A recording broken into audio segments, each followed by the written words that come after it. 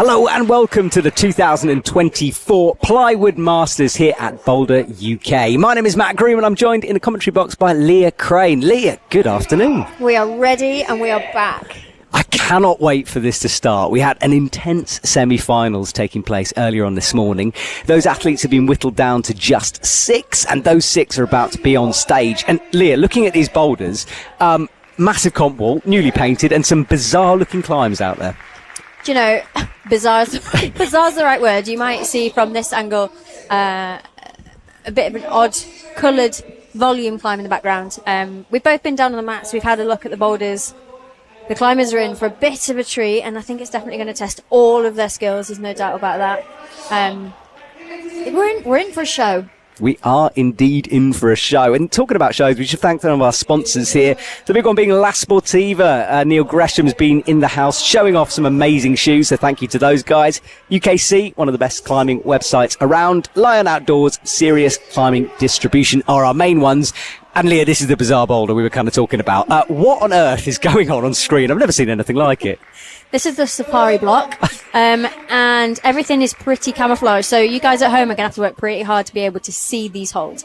We'll do our best to try and point out actually where they are, but the route setter has gone to town on making this block a bit of a spectacle. I hope the climbers' route reading skills are on point, because they're going to need all the directions that they possess to get up this climb. Absolutely. And I don't know if it's just me, but it's something about those colours that confuse the life out of me. I can't see my way through that boulder. We have got holds on it. It's difficult to see, but it's going to be an intense one. But of course, we've got normal climbs as well. We're looking at one of the holds right now, one of those little dishes. So there's some normal ones and some weird ones on display for sure. Yeah, weird and wonderful. They've got some new holds that the setters have been loving playing with. It's like giving them new toys when they get new holds to put on the wall. And also, hopefully, the climbers obviously won't really necessarily know what they are, so it'll be really interesting to watch them maybe get lost, maybe get lucky with them catching them or holding them. The crowd are getting pretty hyped down here. George Lonsdale is doing a good job with making sure that everyone is ready to cheer our climbers on. Exactly. Well, the crowd have been filtering in. They've had some pizza. They're ready to go. And we're also live on a few channels for this. Epic TV. I've got the chat up in front of me, so do say hello. TNL Sports and Boulder UK as well. We're already getting people saying hello on both channels, so we'll keep an eye on that. And there is our main title sponsor, La Sportiva, nicely lit up. And myself and Leah are actually behind that banner, hiding away somewhere. We should stick a hand up somewhere. Oh, well, you can see my hand. There we go. Look at that. Yeah, so that's where we are, at the top of the wall. Now, Leah, we've got 6 athletes out. We're going to be introduced in a couple of seconds here. Louise Flockhart qualifying in first place. A bit of a change from when we finished the semi-final. I think things were adjusted a little bit due to appeals afterwards. Interesting. Okay. Last time I saw, Faye McDougall had a clean sheet. Obviously, that may not actually now be the case. So that'd be... See how she takes that. Obviously, that will put Louise in front. Let's hope it doesn't come to count back, because that could really matter if it does. Exactly. Could be a big difference. And Aidan Dunn qualifying in first position for the men. Now, we're a couple of seconds away, everyone. We're just finishing off this raffle. We're looking at some of the holds here, and we've got a pretty packed schedule for you here this afternoon, as well as the climbing, of course. We're going to show you some semi-final highlights. We're going to be looking at the boulders, and we've got this new toy that we were talking about playing, which hopefully it's going to work, but it's kind of a 3D rendered flying around thing. Yeah, so we're just trying to bring you guys at home a little bit more detail about the climbs. If there's a particular hold or foothold that we think would be interesting, we're going to see if we can make it work, get a bit of a better view of that. Obviously, we have some of the 3D renders coming, so you can see the boulders as well. Yeah, you can't be here in person to look at the climbs, so we'll try and bring you the best vision possible. Absolutely. Well, we've got a question from Dan Rogers, who's asking, are the Safari Block volumes dual techs? Good question. I'm trying to remember myself now. So, no, I think they're just slippy. I think they're just full slip. Yes. However, the edges are fairly, when I say sharp, I just mean quite positive. They're not going to injure the climbers. And they will, I think some of them also have screw-ons screwed onto them for feet, etc. So that makes it the hold rather than just the texture itself. Well, the athletes are being introduced onto the stage right now. We can see the 12 finalists 6 men, 6 women, and obviously a heavy GB presence here. Although we've got a couple of international athletes, including Dylan Soin from Australia, U5 Pan as well in the house. Yeah, I was going to say that one. That name, when I saw it on the list, I was like, oh, okay, I wonder what he's doing here. But by the sounds of it, maybe just wanted some comp experience. So it's kind of nice, actually, to put a cat amongst the pigeons, like ruffle the feathers of the UK boys up a little bit. And yeah, we don't know how these guys are going to perform. Exactly. And he didn't walk away with it either. He's qualified in second. Dylan runs across the stage there in a rather awkward fashion, but he's going to go and look at the boulders. And it's observation time, which means that we are going to have a look at the boulders and show you guys some detailed looks of this. And Leah, lots of air climbing going on. Look, you're an ex-athlete, super experienced. Just tell us what's going on in these moments here. So this is an opportunity for the athletes, the climbers on the mat, to actually get up close and personal. So this is something that they don't get to do in semi-finals. They can touch the start holds and they can touch the start foot holds, but they're not allowed to touch anything else. They'll be able to glean as much information as possible, the wall angle, maybe some hold size that they can see. They'll really have to, for example, if they want to see the top hold, they need to move around, so you'll see them walking around the mats. And then when they go back into isolation, they'll need to be able to remember what it is that they've seen, play it in their head, get focused, and then be able to come out and climb. So generally what we see straight after when the competition starts going is the climbers will be straight out and they'll get on the wall a lot quicker than what they would do in a qualifier or a semi-final because they've already got previous knowledge. Okay, so that is what they have ahead of them. And at this moment, it's so pressurized. You've got to read it quickly. You've got to work out what's going on. This is your only opportunity to have an idea. It's also, if somebody's being a bit sneaky, a really good opportunity to psych your competitors out. Oh, really? So, the climbers are obviously all there in a group. They'll be chatting with each other, route reading with each other, but who knows, maybe there'll be some curveballs put out there. Well, I want to hear more about this, but before I hear more about the secrets, let's have a look at the semi-final highlights from earlier on today. Check out some of the action from that. There's an interesting set of boulders, techie slabs, as well as physical move, especially. That right toe, so important for the athletes. Really important, but also what was really important in this specific move here was actually getting the right body position, as is the one that we're seeing on screen right now. That was one way of doing it. There was actually two ways of doing that move, and that really split the competitors, that block. So fair play to the route setters on that one. Yeah, this was boulder number 1 for the men we're looking at here. And then this is U5 Pan, who had to do this nasty looking match. We saw so many athletes fall off this move. Yeah, the left foot was the culprit here. If it was too low, there was a slip was happening straight away. And also, speaking of slip, that foothold, the bonus hold for that top move was full Jiltex. And then the power boulder done a variety of different ways, all of them physical, bit of a knee involved in here, and this cross spat off a lot of people. Yeah, body positioning really important, but this top move wasn't a given. To a really bad sloper, and if you don't hold connection or tension, you're off. And then this man flashed all of the boulders in the qualifying. Didn't quite manage the same in semi-finals, but he was looking good. And then Diane here on this slab, the top and the zone in the same place. A bit unusual. A bit unusual. Again, such a hard slab. Really good to see some people topping it. This was that move you talked about, the slippery foot. It's a blocked crimp at the top as well. It meant they had to be accurate. So that was the journey of the semi-finals. You can go back and watch that for free on TNL Sports and the Boulder UK YouTube channel as well. I was trying to remember the name of the gym there. Channel as well. So go back and watch that if you haven't seen it already. Now they're looking at the safari block, and my mind will be blown at this point. And there are some confused faces out there for sure. Yeah, there'll be different moves, different options being spat out between them. Like, does it go here? Does it go there? I think Diane just turned around and was like, what? His face said it all then.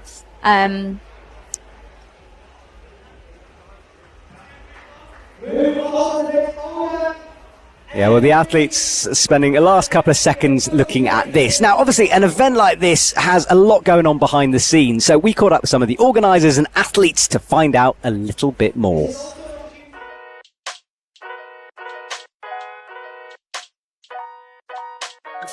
Plywood Masters is the best community competition for everybody, like from beginners or, well, we'd say intermediates actually, through to one. It's Boulder UK's sort of big annual competition where we put on a sort of a great event for our regulars as well as some of the top GB climbers in the country to come and compete at. It's one of those open format competitions, so anyone can turn up, register, and the cool thing is you get to climb with some of the best climbers in the UK and a few special international athletes. It is a competition, but I think it's mainly about camaraderie. You get to try out boulders that have been set by some of the best route setters in the business. So it's an opportunity to test your comp skills and also rub shoulders with the best in the world. So my name's Dylan Sowen, I'm 17 and I've been climbing for 7 years now. My name's Sophie.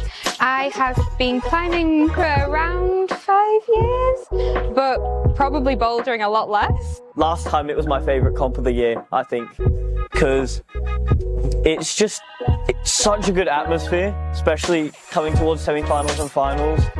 Everyone's just loving it and it's really good to be around. We want it to be a fun event, so something people look forward to, a highlight in the calendar. If you're like one of the stronger competition WODs, it's like a real good benchmark to see how your training's gone. If you're part of our local Boulder UK community, it's something to aim for. The atmosphere we're trying to achieve is an atmosphere that is accessible for everyone to take part in and just enjoy going climbing with your mates, going around a load of boulders, trying hard, and also seeing some amazing feats of strength from some of the top guys. It's inspiring to see people trying really hard. It's like having a little family. Like everyone has a joke, everyone has a laugh. Like I was downstairs and even people that I look up to are cheering you on and it's just really nice. Strong setting team, definitely. Yeah, got Jan Janou, IFSC setter for the first time here. Dave Barons, who's set for this is his third one now. I guess we try and put something that challenges them in a different way. The moves are much more, I guess, precise. There's less room for error. A little bit almost uncomfortable. It's almost badly set, but not. All of the climbs and qualifiers today have been top notch. And they are the most experienced setters, I think, in England. Even the easy routes, the way they set them, they're thought-provoking and stuff, so it's not just a sort of jug ladder. You still have to think about them and try to do them in a nice way rather than an ugly way. So what would I say to someone who was considering joining Plywood Masters? Well, first of all, I'd say, why have you not done it this year? Secondly, I'd say just do it, definitely. Like, what have you got to lose? Apart from some skin, maybe? Like, you definitely should do it. Tiny, one of the owners, she doesn't let anyone get out of the building without entering, so she just pesters them the whole time. Like, oh, you should do plywood, it'll be great. Oh, no, I don't do comps. Oh, no, it's really friendly. And I describe Plywood Masters as atmospheric, fun, and hard. Yeah, it's fun, it's engaging, and it's really social. About northern excellence. Yeah.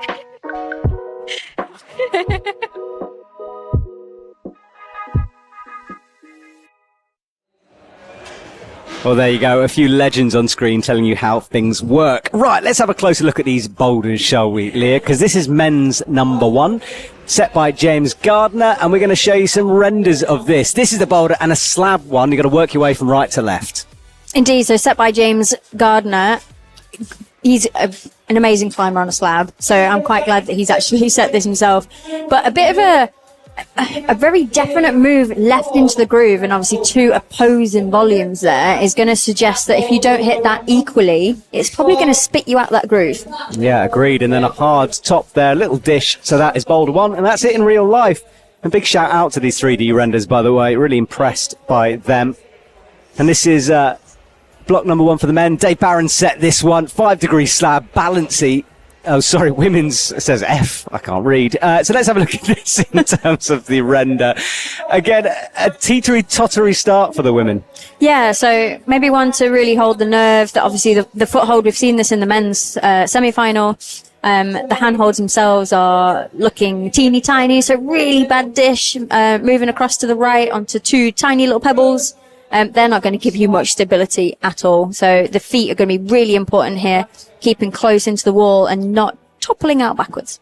There we go. And then this monstrosity, a beast of a boulder, the Safari Boulder Men's 2, starting on there. And I mean, I'm not even going to try to pretend what I know what's going on. Tell us a bit about the boulder, Leah.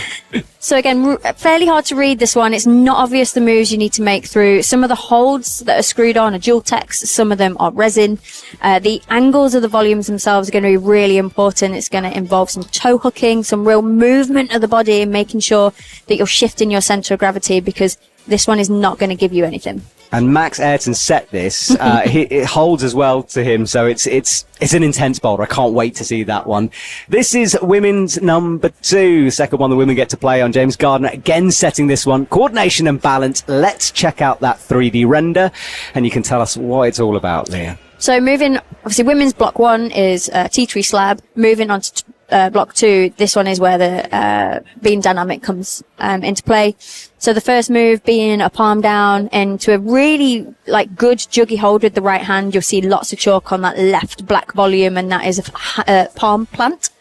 So that's to stop any momentum that's going to be happening, and then a fairly basic couple of moves to the top. That's I mean, it looks like a bit of a given, and the meat of the problem is in that first couple of moves. Okay, well, that is that slab as we flick to men's 3 next to the women's 1. Some big looking holds there, but not as easy as it looks. Let's check out that 3D render, shall we? Yeah, so a bit of a dynamic one for the men as well. Really starting under a roof, the holds aren't going to be huge, and then a fairly sizable jump to, I guess for the guys, a fairly good hold, but it really depends on that swing and that foot plant. That sloper there that you can see for the right hand is okay, but on the angle of wall that it's on, maybe not. We're going to have to watch the climbers on it to see if they're going to really struggle with that part, or if it's the top maybe that's a little bit harder. Yeah, okay, so that is the physical one. And then block number 3, another Max Ayrton special, 35 to 45 degrees, physical looking. Yeah, so the first move on this is real weight transition. You've got a huge foothold and a really juggy start hold, and then you start to enter this crimpy part in the middle of the wall, trying to figure out where the best part is. A bit of a move down or almost before moving out to the double volume on the right.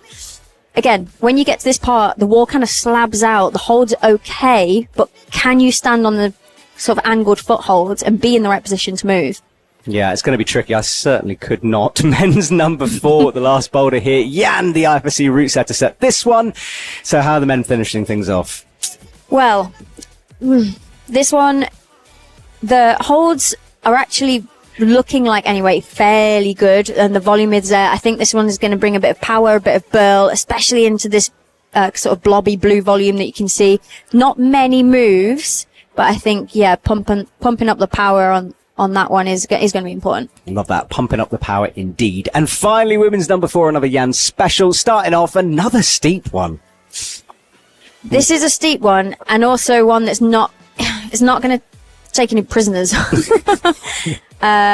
This one is involved, and it's fast, and it's, again, powerful, and maybe not your straightforward block when you first look at these holds.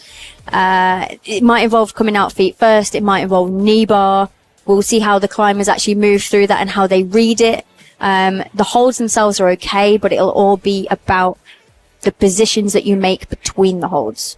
There we go. Well, that is our 8 boulders in total, and we're about ready for the athletes to come out. Joe Neem and Reese Conlon will be out first. There is Joe. We were talking about her earlier being selected for the GB lead team. She's doing a few bouldering comps along the way just to get her power in, I presume. And then Reese on the right-hand side. As they turn and wait. 4 minutes on the clock, and we begin Plywood Masters 2024 with a bit of brushing just to make sure those holds are clean. So, yeah, they came out before, they've read the blocks, they'll know what's coming. Joe pulling on already, not wasting any time. They only have 4 minutes in this final, not 5 like they did in the semi-final. And that 1 whole minute makes the biggest of difference. So Joe just setting up for the first move, and you can see how far out from the wall that she's coming. She really needs to get those hips in there. Okay, so that's Joe's task. Reese starts his bump up. It's quite a flowy move to begin things. You've got to do it in one sort of sequence there, right and left of the stage. Let's see if Joe gets those hips in this time. Yeah, I feel like the men's and women's block on this, the first block, is actually quite similar in terms of the need of the move. So being quite powerful in the start of the move, a bit balancy as you end the move and being in exactly the right position and close in. The holds are bad, the foot holds are bad. So they've not got much going for them just yet. Agreed. Well, you can see our scoreboard on the left for the first time, and I just want to shout out the Tech Native guys who are behind this live stream, providing all these graphics and camera angles.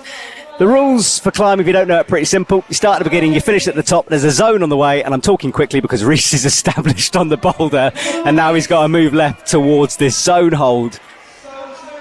That was, again, from looking boulder from the floor, you never quite know how powerful or how fast the move needs to be, and he just floated through that move with seeming ease. Now, what looks like the harder part is to actually get up and into that groove. But I'm quite pleasantly surprised, actually, that initial move into the groove was a lot nicer than what I thought it was going to be. It's kind of chimney-esque at the top there, isn't it? A bit of bridging involved. Right. Yeah, Joe got close on her previous go as well, just as we moved over to men's block 1. So her hand is getting in there. It almost looks like she's trying to catch a left toe hook. Well, let's flick back to Reese right now. Now, the scoreboard, as you can see on the left, has been updated. So it's the blue block is filled halfway for the zone. In 3 attempts, it will fill all the way up for a top. Tops are worth the most points, but zones are hugely important when things are this close. And then, of course, count back might come into play if we see some draws along the way. And Reese, again, it looks like he's learned that move now. Yeah, really good that he can repeat that. He's not going to be using skin and energy on repeating a move that he's already done. So great to see that he's able to learn and do that time after time. Just taking his time here that I think is needed, but there needs to be quite a lot of power in order to get his centre of gravity up high enough to get his weight on his hands. It's like angel wings, those volumes on the wall. It's a spectacular bit of setting as he slowly presses his way up. And Joe as well getting a bit closer that time on the bottom right. So he's really got his left hand loaded here, which means he can't really move it if he needs to adjust it. And once he's in that position, he's committed. Whether or not he needs to get his left foot up first remains to be seen at the moment. Okay, so Reese has a minute, or both of them have a minute to get this done. Time is ticking away, and Joe especially, no zone for her yet. She wants to get started here. There's another fall for her, looking up at the clock. Oh, not sure quite what happened there, but certainly he was shocked. These volumes are so angled down to the floor. They are so slippy as well. Even just, there's no margin for error. Yeah. All right, well, he's up this time. So that's out the way. Joe slips again, having a nightmare start for her. Reese creeps his way over towards the left again. Shouldery move, and there's been a lot of shouldery boulders in this competition. This also, in my opinion, would be a kind of move that's hard to warm up for in isolation because there's not always that opportunity and that chance. So he's making great progress, but with a foot pop, that's his journey over on block 1. All right, well, Reese is done, Joe is done. No zone for Joe. Reese gets on the scoreboard, though. And now this is a fascinating new graphic we've got showing time spent on the wall. And we can see from Joe's very little time spent on the wall, a lot of falls from her, whereas Reese was hanging around there a little bit longer. Yeah, so he's getting more moves in, so he's going to be on the wall naturally a lot longer. But it's good to see that Joe was trying to learn that move. Like we were saying before, the more you can get on and learn, hopefully, potentially, the better you're going to be able to doing the move. There we go. Okay, well, that's the story so far. Dylan is here. It's part of Team Australia, living in the UK in training here, though. Climbing Anchor's his sponsor, as you can see on that graphic there. And he's just making sure that these volumes are clean. And hello to everyone on the various YouTube channels we've got going on here. Jan Havel, as always, joining us. Climbing Gems, waking up at horrendous time in the morning in Australia, I would imagine supporting Dylan. And then on the left, this is Emma Edwards, starting her finals as she begins to pull on 30 seconds gone already, and Dylan's underway as well, but a big foot pop from Dylan. So one of Emma's favourite style of block is dynamic and coordination. Whether that extends to doing that on a slab, we'll see. She's looking quite comfortable, as that move was. This is her flash attempt, so this is the first time that she's moving through this block. Bit of a slip, and you're off. Drops out of our screen, and we switch back to Dylan, who's having difficulties with this move, but it seems to be one of those that once the athletes have learnt it, it becomes a bit easier. Well, at least Reese did that. Yeah, Reese was going two-handed. Dylan at the moment's only managing to get there with one, and it doesn't look quite enough to keep him on the wall. So Dylan has to reset. Emma begins again. Now, let's have a look at her feet if we can, because the feet that are causing all types of problems for the athletes so far. Those back two fingers. Whenever someone hits a back two, I sort of cringe. I'm like not strong on my back two, but Emma's looking good on it. Yeah, hopefully these guys have been doing enough training that their fingers are strong enough to withhold. You think so, really? They're pretty good, these people. I think this is outstanding. Dylan has a plus 13 centimetre ape-index. Wow. Wow. And he's trying to use that span because he's still going one-handed, trying to press down with that left palm at the moment. These are the feet I was talking about. Let's see if she's in this time on that dish, creeps the feet over, but it's dual text, and she's got to be so accurate dropping down onto that bobble. This is dual text, and it is quite the drop down. She's got a little bit of height on her sides, not loads, but she's found it this time, making use of every single volume she can get her fingers to, and ironically slipping off the grippy one, and not slipping off the slippy one. So true. And Emma, although getting closer, still no points on the board for her, hasn't got that zone yet, and Dylan looks like he needs to try something new here. Looks up at someone for inspiration. The photographer's at the top of the wall maybe, but no one is going to give him a hand out there. He's by himself. Let's see what Emma can do this time as she gets stood up. Good that she's repeating these moves. And hopefully the 1 minute buzzer won't put her off creeping down. Now, is she going to go down, or is she going to go all the way over for the handholds? Let's see, she grips the edge of that volume, fingernails in action there. 3 fingers on the neck, gets that left foot over, and now she's into the zone, needs to use it, of course, and I think that will be points on the board for Emma. Dylan goes up, 2 hands, better from him, but he hasn't left himself a lot of time here. It'd be good if Emma could, just to make sure. Oh no, she has been. No, we can't actually see if she's been awarded the zone. I think Emma should use the zone a little bit more. Yeah, I think she touched it initially and then dropped down. And she's in the top anyway. Very nice.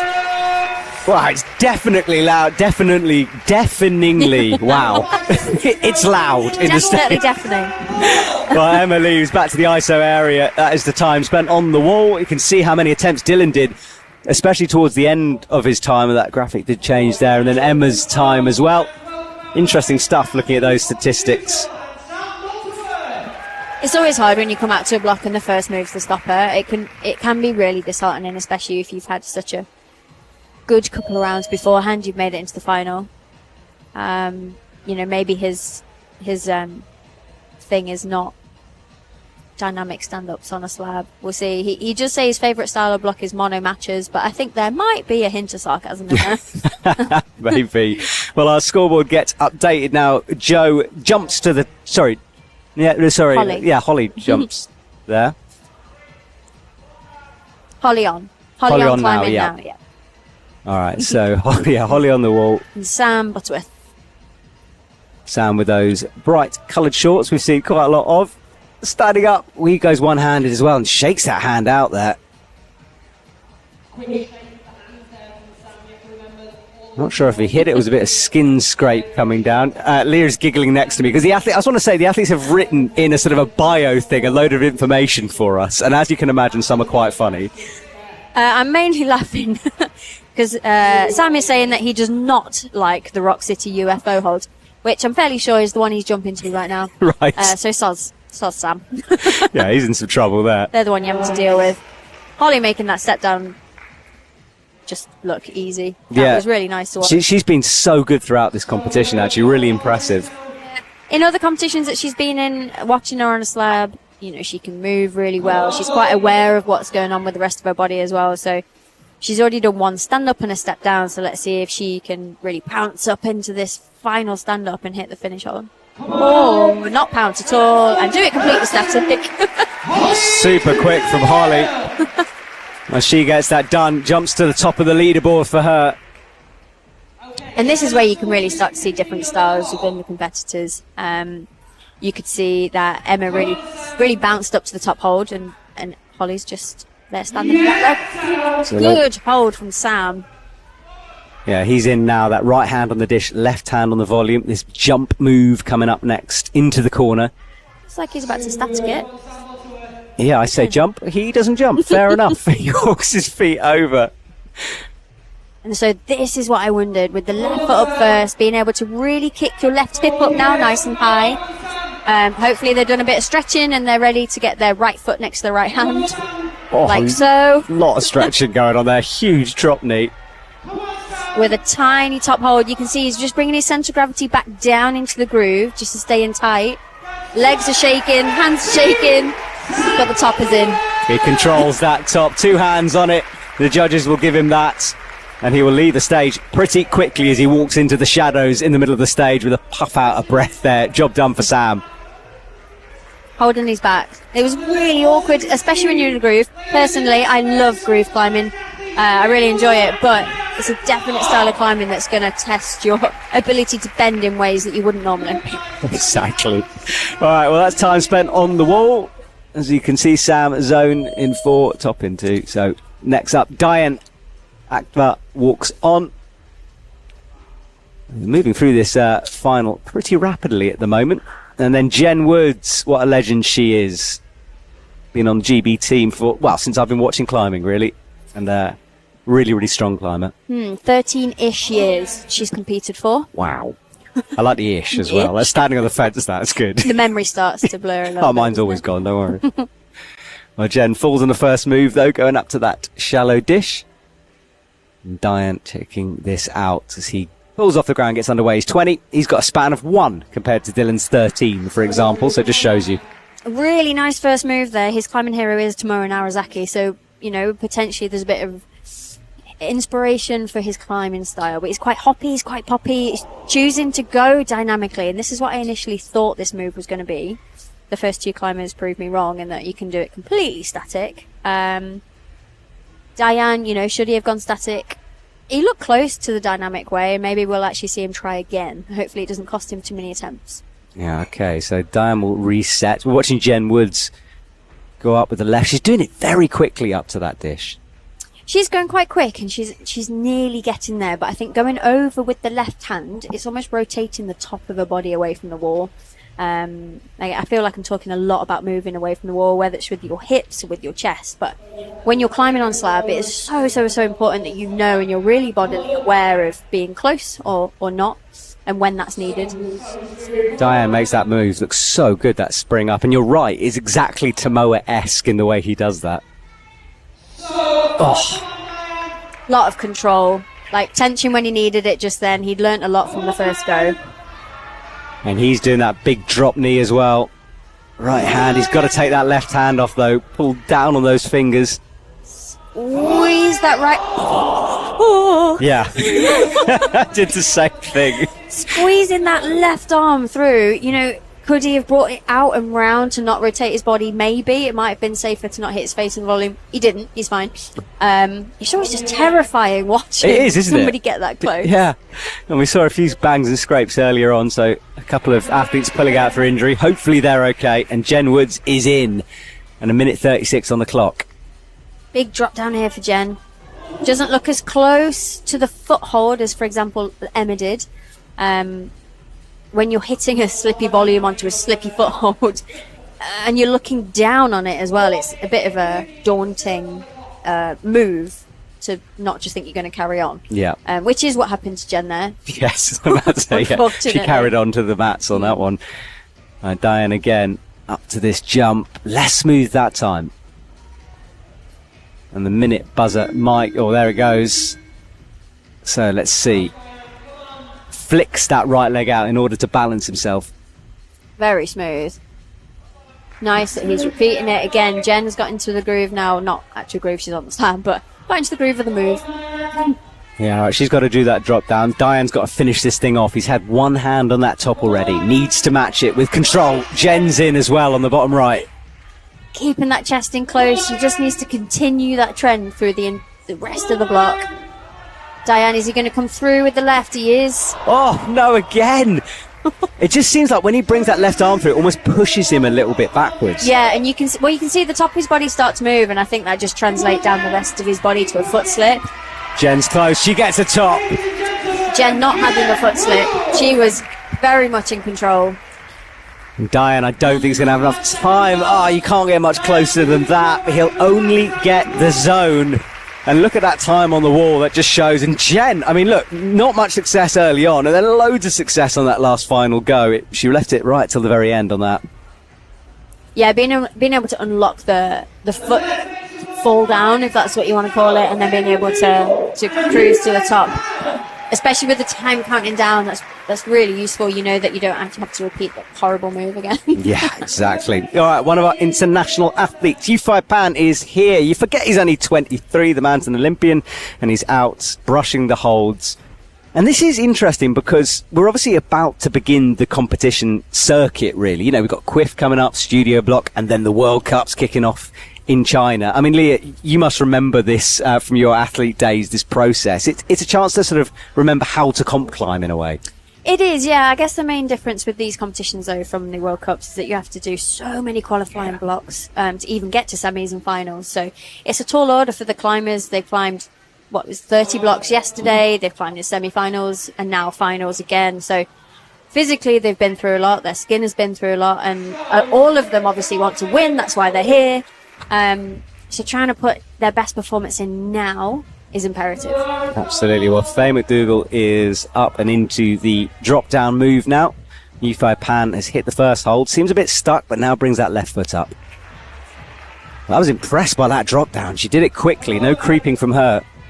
Yeah, I think, again, just from social media, not in person, I've seen Faye, practicing the slab. I think it can be a type of climbing in a comp that obviously can really spit you off, but it's so technical. You've really got to understand the movement, not, with an overhang or whatever, you can't just be strong. On slab, you've really got to understand where it is that you are and be bodily aware. So this stand-up should be fine for Faye. Just keeping her nerve, keep close into the wall. My analogy here is imagining a train. A train's coming and you're in a tunnel and you've got nowhere to go, so you have to make yourself as flat to the wall as possible. Don't lean out, don't stick your bum out, otherwise the train will hit you. I love that analogy. That's brilliant. But she leant out a little bit, so she got by the train. Okay, so she's dead on the tracks. The gravity train. Gravity train. Hopefully she'll press reset.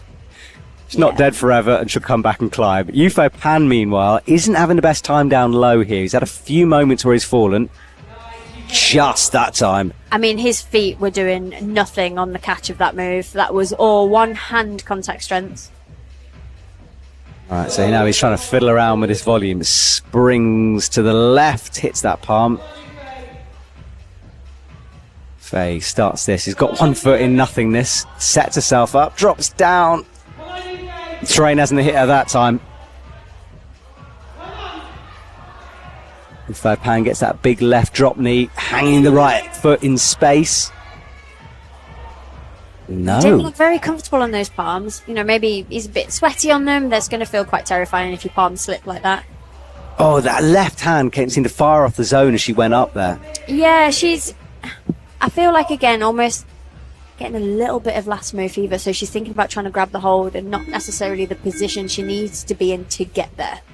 Yeah, I think you're right. When you can see it coming, that tendency to rush can really cause you some issues. And she has only a minute left now, but she knows she can do the moves. Look at her face pressed against the wall. Both of them, they've been to the top move. They've got 40 seconds on the clock. They can both do it, but they really need to be on it, and everything needs to be lined up. All right, well, can it line up then? Yufei Pan goes up with the left foot. Faye gets set. She's going to go quickly again. Not quite. Not the accuracy that time. And Yufei Pan has got to trust that right foot. I don't know how he's going to remove the left hand, but somehow he does, and he controls it. You can see just from that camera angle how bad that top hold was. Again, all about the body position and not holding on to the hold. I'm loving watching Yufei Pan climb this competition because it's never, he doesn't ever look completely solid, and sometimes he just pulls something out the bag. It's very exciting to watch. Well, I guess with the kind of climber, or with that kind of climber, you don't know if they're going to slip, you don't know if they're going to top, and you don't know if they're going to jump even or be completely static. Like you say, it's exciting to watch a completely different style, and I don't really know much about his climbing. Yeah, well, he does as much lead as he does boulder. He's one of those. All right, so Aidan Dunn, he qualified in first position for this final. He's out last. He's on the slab. And then Louise Flockhart, same position, climbing her sponsor, Satch and Scarpa. There we go. 172, so fairly tall. And she was actually chatting to me during qualies, one of the first times I talked to her, and she was just so lovely. I know this is completely irrelevant to this live stream, but I just wanted to say that she was a lovely person to talk to. So fair play, Louise Flockhart. Right, creeps that right foot up to stand on the first volume. Again, just getting the line up for the stand up a little bit wrong.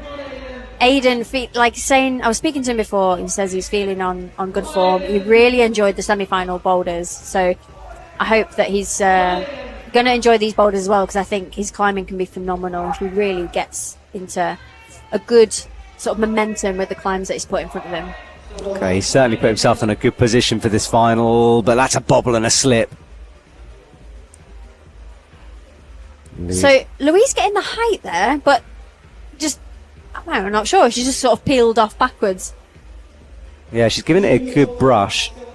Has a look down at the feet as well. Staying calm at the moment.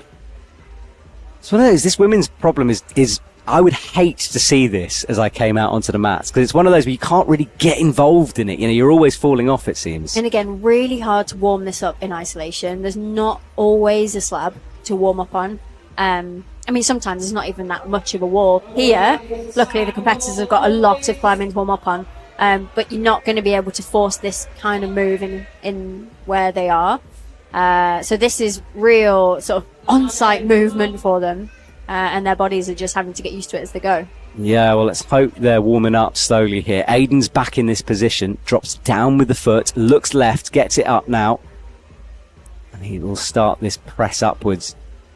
Changing his mind. I think he's going to bring the right up first. Yeah, not looking very comfortable. Almost looked like there was a lot of him to fit in that space. But if he can make this work, he needs to be able to get his left foot on as well, because I don't know if that top hold is holdable. Yeah, I was about to say, like, it's a really bad hold to do a big move like that on.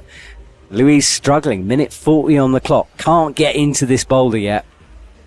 And yeah, while you're talking about the wall, just let people know we're at Boulder UK. It's in Preston.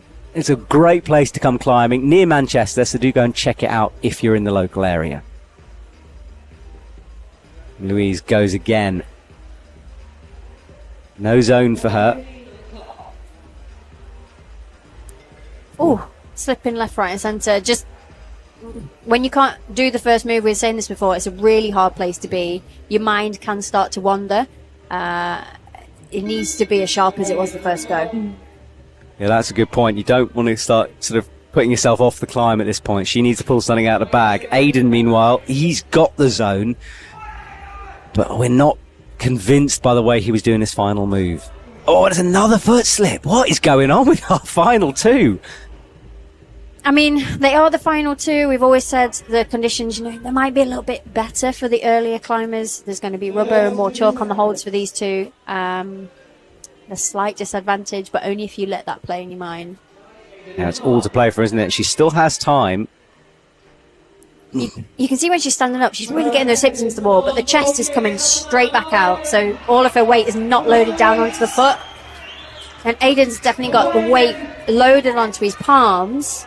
I was going to say the right palm's low. He's making a bit of progress. Here we go. He's got 5 seconds left, though. He's going to have to speed through this. It's not going to happen for Aidan. A smile as he comes down. So, well, wouldn't necessarily have expected that. Louise not on the scoreboard. She's down in 5th with 8 attempts. Joe after her. Holly Toothill leading the way, top in 2, and Sam Butterworth top in 4. Boulder 1 done. Wow, Leah, that was intense early on in this competition. That wasn't. It was fairly intense. Although slabs are done, they're out of the way. We can probably. I'm going to guess that the climbers are going to be a little bit more happy to get their teeth into something with a bit more movement, a bit more physical in their upper body as well. Yeah, and there is some physicality to come. Don't worry if you're watching at home. The slabs are out the way now, but what a slab it was. This was Aidan reaching up, big foot pop on a pretty difficult looking move, and then restarting this boulder from another attempt, springing up into that first hold, palm down, palm slipping all over the place, but somehow he saved it into a bit of a pinch, and good work from him. And now we are having a little pause between as we look at our leaderboard again. Sam, 28% time. I love this stat. So he did it pretty quickly, obviously, and U5 Pan got it done too, but in 54% time on the wall. Now we've got some more sponsors to shout out here as well. Obviously we're on Epic TV and the other channels, and the brushes, the Woodstock brushes are fantastic. The Climbing Wall Company and Lattice as well, one of the biggest training companies in the world, who have had a hand in training a lot of these athletes out on the mat here this afternoon. So opening up with block 2. The boys are about to enter a whole world of, what's the word we can use? Animal-based fun. I've got no idea. I mean, if any zookeepers watching, this is the boulder for you, okay? Because we've got giraffes, we've got zebras going on. It's something about the colours on this thing disorientate me. So we'll find out in a minute. But Joe quickly launching up into the more of a normal-looking boulder, but a hard one. All right, Mr. Reese, let's see what you can do with this. Starting off on the edge. So far, after speaking with the route setters, looks like he's actually, I know he's only on the first move, but it got complicated from the word go, didn't it? It looked like he's setting up the right way, as is Joe. That is the movement. I did ask the route setter who set it if you can do the move Joe's trying without the palm plant. He shook his head, said no. So the white jug that she's jumping to is actually a really good hold. And it looked to me from the floor like you could maybe stall on it and stop. But he did say there needs the palm. So we'll see if Joe sticks with the palm or if any of these climbers are actually going to be able to stop and flick a foot instead. Okay, well, we'll find that out in a sec. He is up. It's hard to see some of these holds, and we will have a little play with the toy in a minute to show you some of these more closely. Joe swinging and catches. She's still in the air. Can't pull it back in. Wild move from Joe. Yeah, dropping really low through the shoulders, so she'll know that she can stick the move, and just with a bit more maybe of a brace through her shoulder girdle, stay a bit higher. She might be able to stay there. Reese really fighting through these volumes. He's making good progress. He is indeed. Well, comes up with the right hand there. Pinches in, and he's nearing the end as well. So just moving his way through these volumes. Again, it's not obvious where to hold them.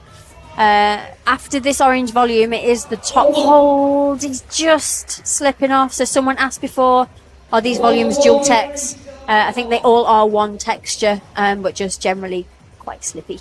Yeah, indeed. Well, look, when this round finishes, we're going to have another look at this this animal-style boulder using our new toys. In fact, look, there is our new toys. So we aren't, but an expert next to me is flying this around, and now you can see a little better the holds that are on the volumes themselves, because they do exist, but they're hard to see. Yeah, so you can see that there are what we call piggybacks, so screw-ons put onto the volume. If we move down towards the bottom of the boulder, there is an orange screw-on. It's almost, I don't know if it was at the time, but it has also been attacked with a Sharpie to make it have some stripes on it. Those crimps there are actually fairly good. So the right hand, what he's got with now, that is a good undercut.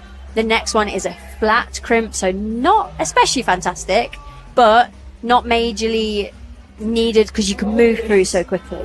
And then you can really see his body shape. He's standing on the slippiest foothold I think I felt. Just making it look like the stickiest thing though, so he's obviously doing great there. And the orange volume, the penultimate hold, you can see just on the yellow volume above his head, there's a black screw on. That's his finish hold. So he's really close to actually topping this block. There we go. We got to play with a new toy as well. Really cool that. And we flick back to Jo now with 10 seconds to go. Not getting as far as she wants. A shake of her head. It's no zone, no top for her. And she leaves again, not on the scoreboard. She's got that smile on her face though. It's good for her to be getting this experience. But like you said, she is on the lead team. So, you know, who knows if she's expecting a high performance out of the boulder comp. Yeah, I mean, she's made finals out of a lot of people who turned up here to qualify the other day. As Leah said earlier, 30 boulders. Let's have a look at, if we can, our computer flyby of the women's boulder this time, shall we? If we can get that on a screen in a screen. We've looked at the men's, let's look at the women's. There it is. So, Leah, as we rotate around this, we can really see, and what I love about this is we're allowed to see into the holes as we pan around. You can see how deep they are, and it just allows us to see the angles a little bit better. Yeah, so again, standing on the floor, you don't always get like the best idea of how big these holes are, but just moving up into this jug, you can really see how deep it is. So this is a huge hold, and what made me think maybe you could stall on it without doing the palm plants. But again, I was going to say, watching these girls, we'll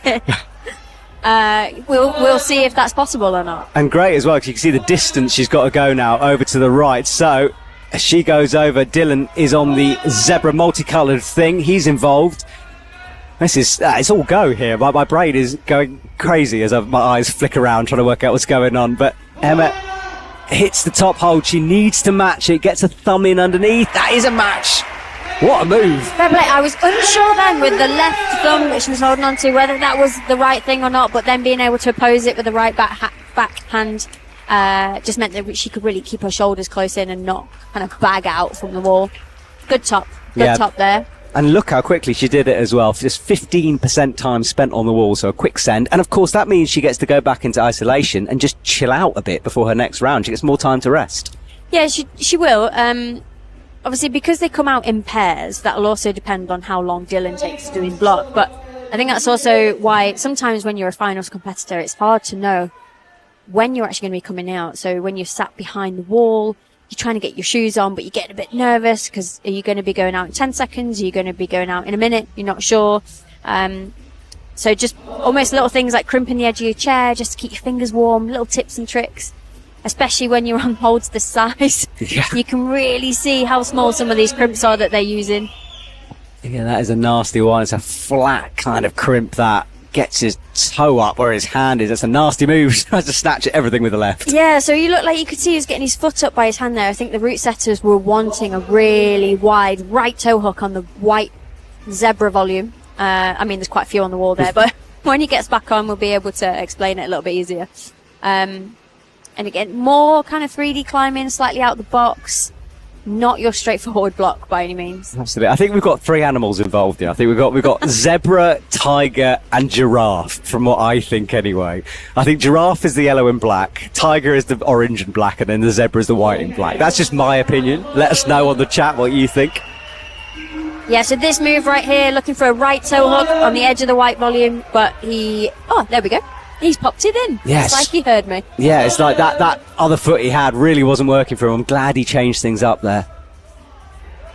Sometimes it just needs you to kind of step back, look at the bigger picture, not get sucked into the thing that's right in front of your face, and go, there's a big hole right there. Oh, falls on his own hold though. But he is awarded that zone on our score, so that is good. And he pulls it again. He's got 30 seconds. And as Jan Havel is pointing out, Emma flashed that boulder up, so she's did it in one. And I think Dylan's going to call it a day here. Big smile on his face, but no send for him. But a zone will get him up that leaderboard. And Dylan leaves a popular member of this team for sure as he heads into the isolation zone. Fantastic flash from Emma, although, again, what we were saying before, her favourite style is that dynamic coordination, so maybe not necessarily a surprise. Yeah, fair enough. She's been working on that. Holly Toothfield runs on. And then Sam Butterworth is there, just tweaking that brush, making sure all is ready to go. Holly also no stranger to dynamic climbing, especially the coordination. Where she climbs is quite heavily orientated around a lot of coordination blocks. Although her style is, I just like climbing. So it was quite nice. So hopefully, maybe Holly's actually just an all-rounder. Maybe, exactly. All right, well, she's springing up to start. Palm down, so smooth from Holly. Yeah, really easy. Just really flowing in her movement. You can tell that she was quite comfortable through that. Didn't really look like it phased her. The top, maybe a little bit more awkward than we maybe first thought when Emma was up there. But this will be the second time that we can really see someone into the top section. That pocket does look quite good, but maybe it's the actual body position and the steepness of the wall here that's awkward. This is how I thought it was. Into the undercut, not the thumb. That was light work from Holly there, wasn't it? Got it done. Carrying on the flash train. She is indeed. And someone's pointing out on the chat that giraffes are yellow and brown, and that hold is yellow and black. So fair enough. I started this one, so maybe it's a cheetah? I was a bit surprised when you came out with giraffe, but it's it's open for interpretation. Is leopard yellow and we'll go with leopard. Like, come on, zookeepers, let me know what is going on, or just safari experts. What animal is the yellow and black? I'm sticking with a tiger and a zebra for the other ones. Yellow one's up to you guys at home. Let me know. As my immaturity slips to a new level here on the live stream. Sam, meanwhile, is climbing for his life out there. Yeah, pulling on for his second attempt. I guess it's just being able to find your way through the sea of holds, these edges. They're not clear which ones you need to hold, where you need to hold them, in fact. Right, stands up. There's the opposition you need to get in with your leg and your hand as well. Inside flag. Yeah, looking quite composed. Get in the zone. That zone with the thumb is completely slippy text. There is nothing on there whatsoever. Oh, he's adjusting that hand, trying to stand up on that right foot. Now drops it down. Up to another tiger hold. And what he's standing on the left foot is a tiny slither of a hold. Yeah, there's a small edge just on the edge of that volume. Looking for a bridge. Again, that's really kicking him out quite wide from the wall. Hard to know whether that's going to help him, whether he needs to come in with a double hand wrap like he already is on the yellow volume. It's so frustrating when the top hold is right there, yet you feel so stuck in actually being able to get there. Yeah, so frustrating times for Sam. He takes a deep breath. The minute buzzer goes, which means he's not got much time to work this out. Perhaps one more time at this. Shakes those wrists out. And there are some of our judges down at the front who have some of the hardest jobs in the climbing wall today. Yeah, you can see Thea Cameron being one of those judges. She's carrying a finger injury. That's why she's not competing, but a regular competitor. Okay, so yeah, she definitely an expert on the judge panel. She knows what she's doing. She does. Ooh. I think Sam's looking a little tired here. Yeah, maybe just being a little bit flustered. He knows he's close to the top, but the start of this block isn't a given. You've got to be able to keep your focus and actually still move through these really hard moves. Yeah, he kind of went backwards, unsent a bit of progress, and he will leave as he goes. I've started something hilarious on the chat here. There are so many comments about the animal types. Cheetah, leopard. Apparently it's not a leopard because of the shape. Sorry, it's not a cheetah because of the shape. It's more of a leopard. There we go. So we're sticking with leopard. That's what we need our climbing community for, a consensus. Exactly, thank you. All right, Diane runs out onto the stage on the safari block, and Jen Woods will get involved in this more jumpy problem. She did do a top of the first one in 5, so she's in touch. She's on the podium as things stand. Only block 2 though, so actually for her another 3 blocks to go. There's a lot of climbing still to do. Yeah, there is. This final's far from being done here. Ooh, a bit of a slip. Yeah. A bit of a slip. Right, so Jen will have to have a rethink. She does have another long look at that juggy hold there. She looks really, really casual into that move, and actually, I don't know if it was too casual, the right hand. It was in a big hold, but maybe just letting that swing come slightly too far to the left. Yeah, she's taken a long time to look at it. It kind of baffled her, perhaps. So she'll go again. Diane is up with this snatchy first move over to the right. It's a bad edge he's going for here. Jen is in much better. Oh, no, she's not. She's having a bit of a mare with this competition. Diane actually only just pulling on. This is his first attempt. He took nearly a minute to pull off the floor. Hopefully, maybe he's thinking that if he cleans it properly, he only needs one go. Let's see. Well, he's halfway through it. He wants that zone hold to get points on the board here. Powerful as he crosses through, hits the zone, and that will count as well. So he's on the scoreboard. Now, trust that slither of a left foot. That doesn't look like the best way. It doesn't, does it? I mean, he held it for a sec, but... So looking like he kind of needed to come into that as an undercut and not as a weird palm. Again, movements in the moment. Sometimes you're not always in control. Jen weirdly looking like she's struggling with this move a little bit, even though she looked so close at the start. Yeah, the palm almost seemed like an afterthought there that time. She was kind of almost off the wall when she tried to slap down to it. So she rests for a sec, has a look at the timer, which is on the left of the stage. The atmosphere interesting here in the climbing wall. Tense. A lot of climbers who have been competing in the semi-finals watching, so a super educated audience. They'll know what the athletes are going through.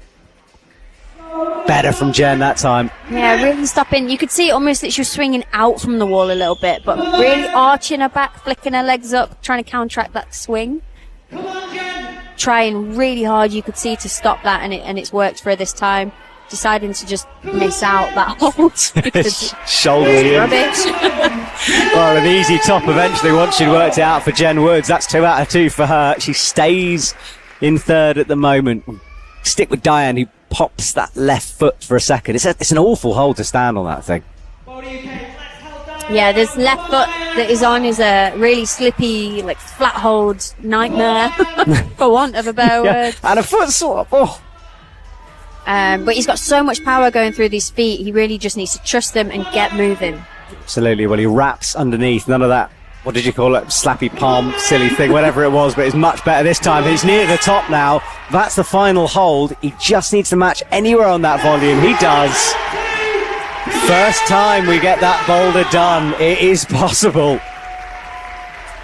And actually, watching him through those top moves, it didn't look that complicated, but the body positioning, when you feel a bit awkward, you're constantly second guessing. As soon as those thoughts creep into your mind, that's when feet can pop. It's when you can second guess and not necessarily do what actually is the right way. Yeah, well, he goes. He did work it out eventually. Yifei Pan is on, followed by Faye McDougall, who runs all the way to the right of the wall here. Go again on this boulder. I'm beginning to see this boulder now a bit better. I honestly really struggled to look at that safari thing. Now I can see the holes better. My eyes have got used to it. And the women's number 2, more straightforward, but a different style. And Yifei Pan wastes no time in pulling on. Yeah, the women have got the monotone, and the men have got a, well... Yeah, I was waiting to see what word you come up with then. Camouflage. Completely confusing camouflage. Yeah. Well, Yifei pulled on quick, fell off quick. He'll go again. Faye took a little longer, and now she goes up for this first jump. Yeah, not quite getting the height there over the first palm, I don't think. Yifei goes again, gets the high foot. I don't know if he used that toe hook yet. I didn't quite catch it. No, I think he just went direct. Yes. He went high foot. I don't think flexibility was a problem for him there. Now, he reached up to the zone. I'm not sure if he did that to kind of get the points, but I don't think it will count for the points, so we'll see. Yeah, it's not. So he was just having a play. Now he's on. There we go. That's points on the ball. You can see his zone on the left. Loving the scoreboard, by the way. Really impressive stuff. He wraps that left hand underneath.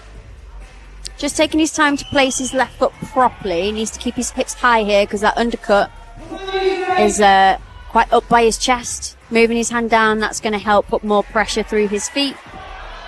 This is an impressive attempt if he can hold on. It is, isn't it? Oh, so close to that crimp. just coming up a little bit short, maybe a little bit more flick in the hips, just to give him a bit more height is needed. Yeah, well, he looks disappointed, and he perhaps should be. He was in then if he'd just got a bit more of a finger in there. Well, 2 goes. He's still got 2 minutes on the clock. He knows he can do that. It'll just be now executing exactly the same moves that he did, not making an error, and hopefully not being too tired. Yeah, okay, well, let's see what he can do. Meanwhile, Faye McDougall starts her jump. Watch this left palm now. Yeah, coming away from the wall a bit still. Yeah, the right finger's looking like they're slipping out a little bit. The hold is big, but sometimes, even so, the texture can be a real problem. I really wanted to put the other part of the brush in to, like, brush the bit where her fingers are going to go. I know what you mean, yeah. Angle it down a bit. Yifei's up again. Will he be feeling a bit of fatigue? He's been wrestling with his boulder twice now. Comes out left. Hits this thumb. Remember, no texture on that thumb at all. Oh, that's not what he did before. There we go. Yeah, he had to adjust mid-move there. How's that left foot solid though now? Just that crimp to come. Faye falls again. A little bit of foot tapping. You can tell by the body language on the wall he didn't look comfortable. No. He didn't look secure. And then quite shortly after he's off. Yeah, so testing times for both athletes here with just 45 seconds left on the clock. Faye jumps again. No, she's not getting any closer on that.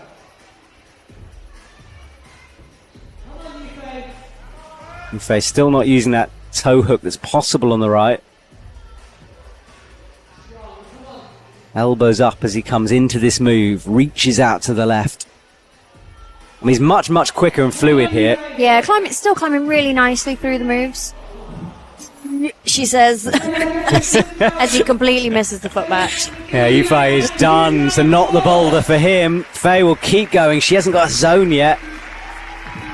And no, she calls it a day too. Wow, what an up and down finals this is. And a shake of her head. Faye walking off with a determined expression on her face. She'll want to come back strong after that, but she'll have to leave for now. Yeah, she'll know that the 3 climbers in front of her have topped that block, so she'll be the first one to not. She will now need to sit, wait, and if she's not got headphones on, listen to see if the other climbers are going to stop. Good point. It's just a curtain separating them, isn't there? So you hear pretty much everything. Okay, final 2, and both of these 2 didn't have the best start to the round. We'll want to pull something back here on this boulder. Aiden, just that face is kind of what I pulled when I saw that. Just like, what is going on here? Aiden's laughing to himself. At least he's having fun throughout this. As long as he can unlock the movement, feel his way through it. Does it feel right? Does it feel wrong? And not pop off like that. Yes, that left hand fired there, didn't it? Well, he's gone, but look at this from Louise Flockhart. Yeah, moving through easy. Again, dynamic moves. I think her thing, I've seen her do it a lot. Anything weird is her sort of favourite style of climbing. So maybe this top move is something like up her street. She has to figure it out. Crosses through, she's in. That's a flash. I love this about climbing. The fact we can watch an athlete fall off something for 4 minutes. Someone else walks in, just does it first time. It's incredible the differences, isn't it, sometimes? And actually, it not be, completely clear as to why one person was struggling, and then we might move on to the next block and the tables completely turn. What a sport, eh? Fascinating. All right, well, Aiden is grimacing as he bumps straight up to that pinchy zone. Good footwork from him. Nice shot in the shot there. Yeah, taking his time here. Still a bit of foot bumping. He is on the really bad hold, so as long as he doesn't bump too much and get out of it, well snatched for the top hold. He clawed at it, didn't he? Wow. Gets it done. That was pure grit at the top of that boulder. Just the fingernails seem to be biting in to hold him, but that is a big send for him. Yeah, shaking out his left hand there. I think that was that was definitely quite the snatch to the top hold. But it paid off. He's got the top. I tell you what, there's going to be some tired athletes after 2 days of competition here. 30 boulders in quali. 4 boulders early on, 4 boulders now. It's going to be full on. All right, Diane is leading the way, though. Aidan with that quick top jumps into second place. U5 in third. Sam, Reese and Dylan after that. That's our top 6 for the men. It's being confirmed there. Jonathan Sin on YouTube is saying Aidan's going to be the champ. We'll see. We'll see, Jonathan. We'll find out. And Louise Flockhart, Holly Toothill and Emma Edwards make our top 3. Jem Woods close behind Faye McDougall and Joe Neem after that. So, halfway through, Leah, we've had that crazy looking boulder and now some powerful ones to come. Yeah, back to some normal coloured, simple climbing holds that we can all actually figure out where to hold. Thank goodness for that. But what a set. All right, well, we move on quickly. The next one's on. Joe Neem runs onto the mats. Yeah, just waiting for this beeper. They're not allowed to actually turn around and look at the climb before that sound. So both of them just given a brush. Again, they are the first ones on it. Do they need to brush it? Who knows? It's going to make them feel better psychologically, so that's what's important. Yeah, well, this is what you said. It is that psychological thing, isn't it? So it just makes me smile every time I see that. Mike on YouTube is loving the production quality. Yeah, I am too. There's lots of new toys, lots of new graphics, and it is fun. So well done, Plywood Masters and Boulder UK and Tech Native for putting that on. Right, the men launch up into a crimpy first hold. Standing right at the top of that volume. And that big move left. Getting ready for the launch. Yes. Joe's favourite style here is crimpy static steep. So potentially playing to her strength just a little bit for a couple of moves and then back into some dynamic swinging about. Her try hard face is like no other. I agree. Photographer's dream out there. And our photographers are working hard. Do check out Boulder UK's Insta for lots of photos. But Joe comes off those slopers. So as you said, a change of style. I mean, it is kind of crimpy and steep to begin with. But then things do change in the second half of that climb. Yeah, it doesn't look so obvious on the zone or the hold right next to it is exactly the same. It doesn't look really obvious exactly where to hold it. So obviously you've got the grippy part, the friction on the top, and then it's dual text underneath at the bottom. However, because of the angle of the hold, you're really going to want to use that thumb underneath to try and help stabilize the top part of your body while the lower part of your body is swinging around. So it doesn't help that it's dual text. More slip. And you could see Joe trying really hard. An amazing stick by Reese. That was so smooth. You could see how he relaxed into the plant when he got his foot on. Back into some tension he moves now, though. Again, that mouth is going for it. He is trying really hard. This is a great camera angle to actually see the emotion going on. And the try hard he's got. And the grimace for the top hold. I should point out how slippy that left foot is that he had to put all his weight through. Is not a great hold to stand on. No, like being really strong into your upper back, into your scaps for that top move in order to block really high is going to be important. After all that, though, that's going to have to be a really conscious thought, unless that your subconscious is firing so fast that you immediately hit and brace. Again, these climbers have done so much climbing, so that the conscious thought process is going to have to be really sharp. Okay, so Reese will take a moment to rest. He knows how to do it now, so I'd imagine he's going to wind that clock down a little bit. Joe, meanwhile, has work to do here. Her try-hard face in full display. She locks that left hand in. Flat holds to come, though. Yeah, so different this time in that she's not gone straight to the zone. She's taken the closer hold. Really needing to keep that tension and not swing out from the wall, but easier said than done. There we go. That's a tricky move. Yeah, it's so flat, isn't it? It's like true gritstone style out there, as we're in the north of England. Yeah, nice. Good repeat there. Again, looking quite chill. This will be his last go, though, so keeping himself calm and composed. Making every move work for him. Right, he's in a pinch. That's the bad left foot I was talking about. Big drop knee in order to come into the volume. Launches left. Big brace. in the knees. Good effort. Shoulder power on display there. Reese gets it done with a big cheer from the crowd and 6 seconds on the clock. Well, guys, if you're asking and wondering where we are in Preston. We're at Boulder UK, which is a gym in Preston, and this is Plywood Masters. It's a yearly comp. It's been growing every year. We've been narrowing down hundreds of competitors to just 6 finalists. That's where we're at. That's what we're doing. And 2 more athletes are out. Emma Edwards and Dylan Sign from Australia, originally living in the UK.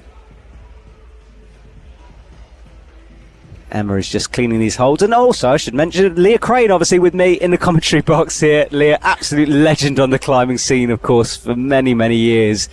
Coaches, athletes, everything. And she's been fantastic here with me, calling all of the action. All right, Dylan is up. See what he can do here for this. As you described it, a launch to the left. Yeah, I mean, going 2 hands, but moving through that movement with relative ease. He looks really comfortable on this angle. He looks really comfortable with these open, sort of pinchy holds. Can he have the high brace for the top move?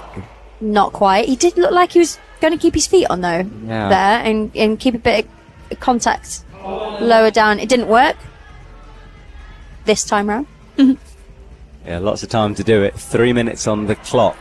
Emma is keeping the tension, though. Like you just said, with the heel, moving in really slowly. You can see how open-handed she is on these, I guess, ledges, you could call them. Nice rock over onto the big foot, but this is where she's going to need to stay in balance, in control. That left hand undercut is bad. She's going to need to move herself to the right first. Yeah, she is right.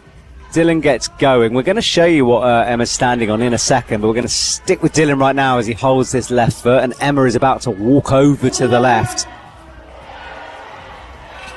Watch for this drop knee from Dylan. He comes, aims for the shoulder, gets it, needs to match. Cuts loose for a sec. Oh, he's keeping us hanging here, isn't he? And he matches finally. Thank goodness for that. Dylan comes down, and let's see if we can get a 3D here of what Emma's standing on, if possible. She's aiming for that last hold. She's at full tilt with the right hand, choosing to come over. Yeah, she gets that done. Well, great work there from Emma on the top of that. They wait for each other. I like that. Yeah, I mean, a lot of these competitors are going to know each other. We know that Dylan's from Australia, but he does train here in the UK. Yeah. They'll see each other on the circuit as they move around, and it's just nice to see the camaraderie and actually people supporting each other and having a good time. I agree, and it's been fun just being at this comp. It's my first time here, and I've loved it, to be honest. So if I was living in the UK and I wanted to compete, I would come and have a good time, because the quali boulders were fantastic. Hopefully we can get a little look at what Holly is brushing here on our screen, because it is an interesting set of holds.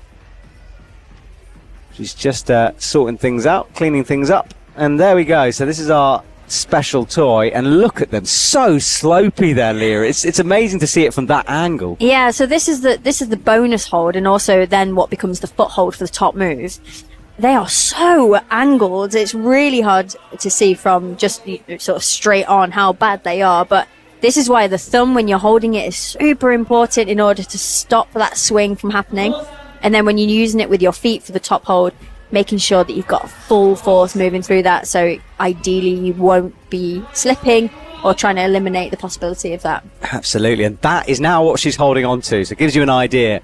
Okay, we come back to the men's boulder as well. So 2 lots of climbing going on. Big drop knee from Sam. Looking strong on this. Yeah, really good at holding tension there. Holly holding tension as well. You can see that they're quite aware of their hands and their feet and the connection needed to be in between the two. Sam, I mean, just making that top move look absolutely fine. Yeah, it was so solid throughout. There was never a moment where he caused me a little heart flutter there. He got it done. All right, Holly, meanwhile, she's done well. She's been on the wall a long time as well. Yeah, you can see her just shaking a little bit, but she's really calm in her face. Quite slow, considered movements, not looking too stressed. And I think the body language when someone's climbing can give quite a lot away. I agree with you. She's looking good here. We haven't seen a top of this so far. Left foot on, flicks over. Yeah, I think Emma actually topped just before her. It's you're right. Yeah. She did move. Well, she did move through it really well. I think we were a little bit excited about watching the men's block and the top move when it was going on. It's so hard to keep up with the action. It's very nice of you to say. I just made a mistake, but thank you, Lee, for pointing that out. Jen runs on with a down jacket on. It's chilly out there in the arena. Dylan joins her. Yeah, 2 flashes out of 2 for that boulder. So, yeah, it is definitely doable. All right. Diane rushes the hole to make sure. And look at this. So this is the men's boulder. So this is what they're launching into. As we pan back and have a look. No. So that's the crimps. That's the first move. That's what they're coming in to start the launch. And that is what he's got to pull onto on the wall. So Jen, meanwhile, gets off the ground, leans back.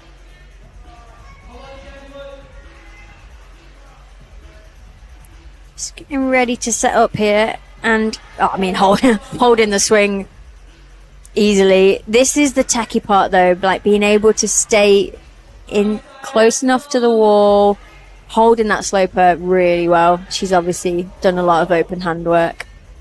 Yeah, super confident moving through that little bubble there, though. As I said, that with the left hand, saved it though. Yeah, saved it with a nice palm compression actually on the unslippy part of the bonus. Just needing to bring our hands over to the double volume, but she's made her way through it without. Setting herself up nicely for the top move, but both the climbers that have tried to go left hand have then changed their mind, held the undercut and gone right hand. Yeah. So just needs to make a little bit of space here with her feet. That is a low left foot. Oh. Doesn't matter. She seemed to come from miles away to get that one. All the way right, all the way left. Got the top done. A little shake of the head there. I think she knew that was a little bit risky. That was on the edge, wasn't it? All right. Diane launches up. We saw the first holds on that 3D render. He's through that now into the bigger holds. Oh, that was wild. Yeah, maybe just taking his eye off the ball a little bit. The holds are quite big and the moves are big as well, but the body positioning is really important on the steep part of the overhang, because if a swing is not possible, you've got to be able to keep the feet on. Absolutely. Well, that's that dish-like hold, and I'm glad we're seeing that on the render, because it's really not good. It's really not good. Exactly. You can see how bad it is. Big old patch of chalk makes no difference really to it. And then this is the hold he's going to after that on the black volume. You can see actually that's a thumb catch, so there's nothing on the volume for his fingers.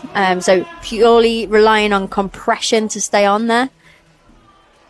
It's quite chalky. Looks like he's not cleaned it too well, but doesn't look that bothered. He's managing to hold on anyway. It's quite a wide pinch as well. Gets it locked in, hits the left, those shoulders holding the swing. Can't get the right foot on though. He is fighting so well, and fair play for sticking with that. That was a good top. Good to psychologically hold that together.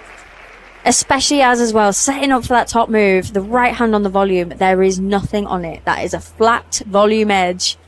And these guys are flicking into opposing shoulders with their feet dangling midair. Moves that we could only hope to do in our dreams. Well, let's see if Yufo Pan can do a similar type of magic at the top of his climb. He needs to find something here. He got a zone on the last climb. Did top the first one though, so he's definitely in touch. And then after that, Faye McDougall will brush up those slopey holds on the zone. Yufo just wastes no time in getting involved here. There's no sort of looking, no brushing. He's just in. And he begins this jump. Oh, that right leg swinging way up above his hips in order to... Oh, and a heel hook. Wow. Right heel in. That was cool. Yeah, really maybe that's the lead climber in him coming out, like climbing in control, making sure his limbs are on. A bit of a slip. Recomposed, made it work. What happened to Yufo Pan in isolation? That man has had some Tenzing energy drink, which is one of our sponsors here. Really a seamless sponsor drop there, but what a move from Yufo Pan. That was incredible. So we're just left with Faye McDougall out on the mats. Yeah, Faye's struggling on the previous block and now also bringing that struggle onto this current block. She is our youngest competitor. She's 16. She's been competing for around 8 years. So 8 years? Half the time. That's ridiculous. Yeah, half of her age she's been competing for. But being able to clear the mind, move back on, I think this block is completely doable for her. It's actually just finding something that works. Hopefully she can here. I'm still blown away by that stat. Crazy. She falls, though, coming off that zone hold. Nick Foran on the chat says, looked like U5 barely tried. He definitely did try. It's a hard boulder, that one, but he did cruise it. I will agree with you. So she gives a good brush to that zone hold. That spatter off is slopey. Drops the pad right. I love the judge who's sitting there just looking very casual in the background. There's something out of a sort of GQ shoot going on there. And to be fair, he probably doesn't actually know he's on camera. And he's looking in the wrong direction as well. I mean, he's not a judge. I just want to make that clear. He's one of the people. All right, Faye pulling on the I'm giving myself the giggles now. Faye pulls on. Left hand underneath. Right shoulder move. Yeah, Faye, she's not... As a junior, I mean, she still is a junior, she's 16, but as a younger junior, she was definitely on the small side. She's 160 centimetres, so by no means tall. Looking really, really spanned out on this move, and that's why I mention it. In order for her to get her foot down onto that really good foothold, her left hand is still so far away, so her main anchor, when she releases that, there's a lot of tension just going into midair, and that's where she's really struggling to actually control the movement at the moment. Is there another way of doing it? You know, some of the other girls have put their heel up as well, but I think getting that foot down is going to be really important for her. Can she find another way that works for her height? Yeah, we'll have to find out, won't we? Because she needs to do something with just 50 seconds left on the clock. Maybe he's got 2 attempts left. Adjusting with that left hand, looks above her head, gets a high left. It is stretched, you're right. This is the point here that... So just with the little roll of the right hip, I was almost hopeful that that was going to work, that she was going to stick. It looks like such a fine line between her being in balance and her being not. I was going to say, this is going to be a tall order for her to get straight back on again and do it, but the shake of the head, she's calling that one. So that will be block 3, which is ended for her. Yeah, she runs out. It was right. It was a great spot for you. So stretched out on that. It just did look difficult. All right, next 2 out as we look at time spent on the wall and attempts. This fascinating new stat that we have.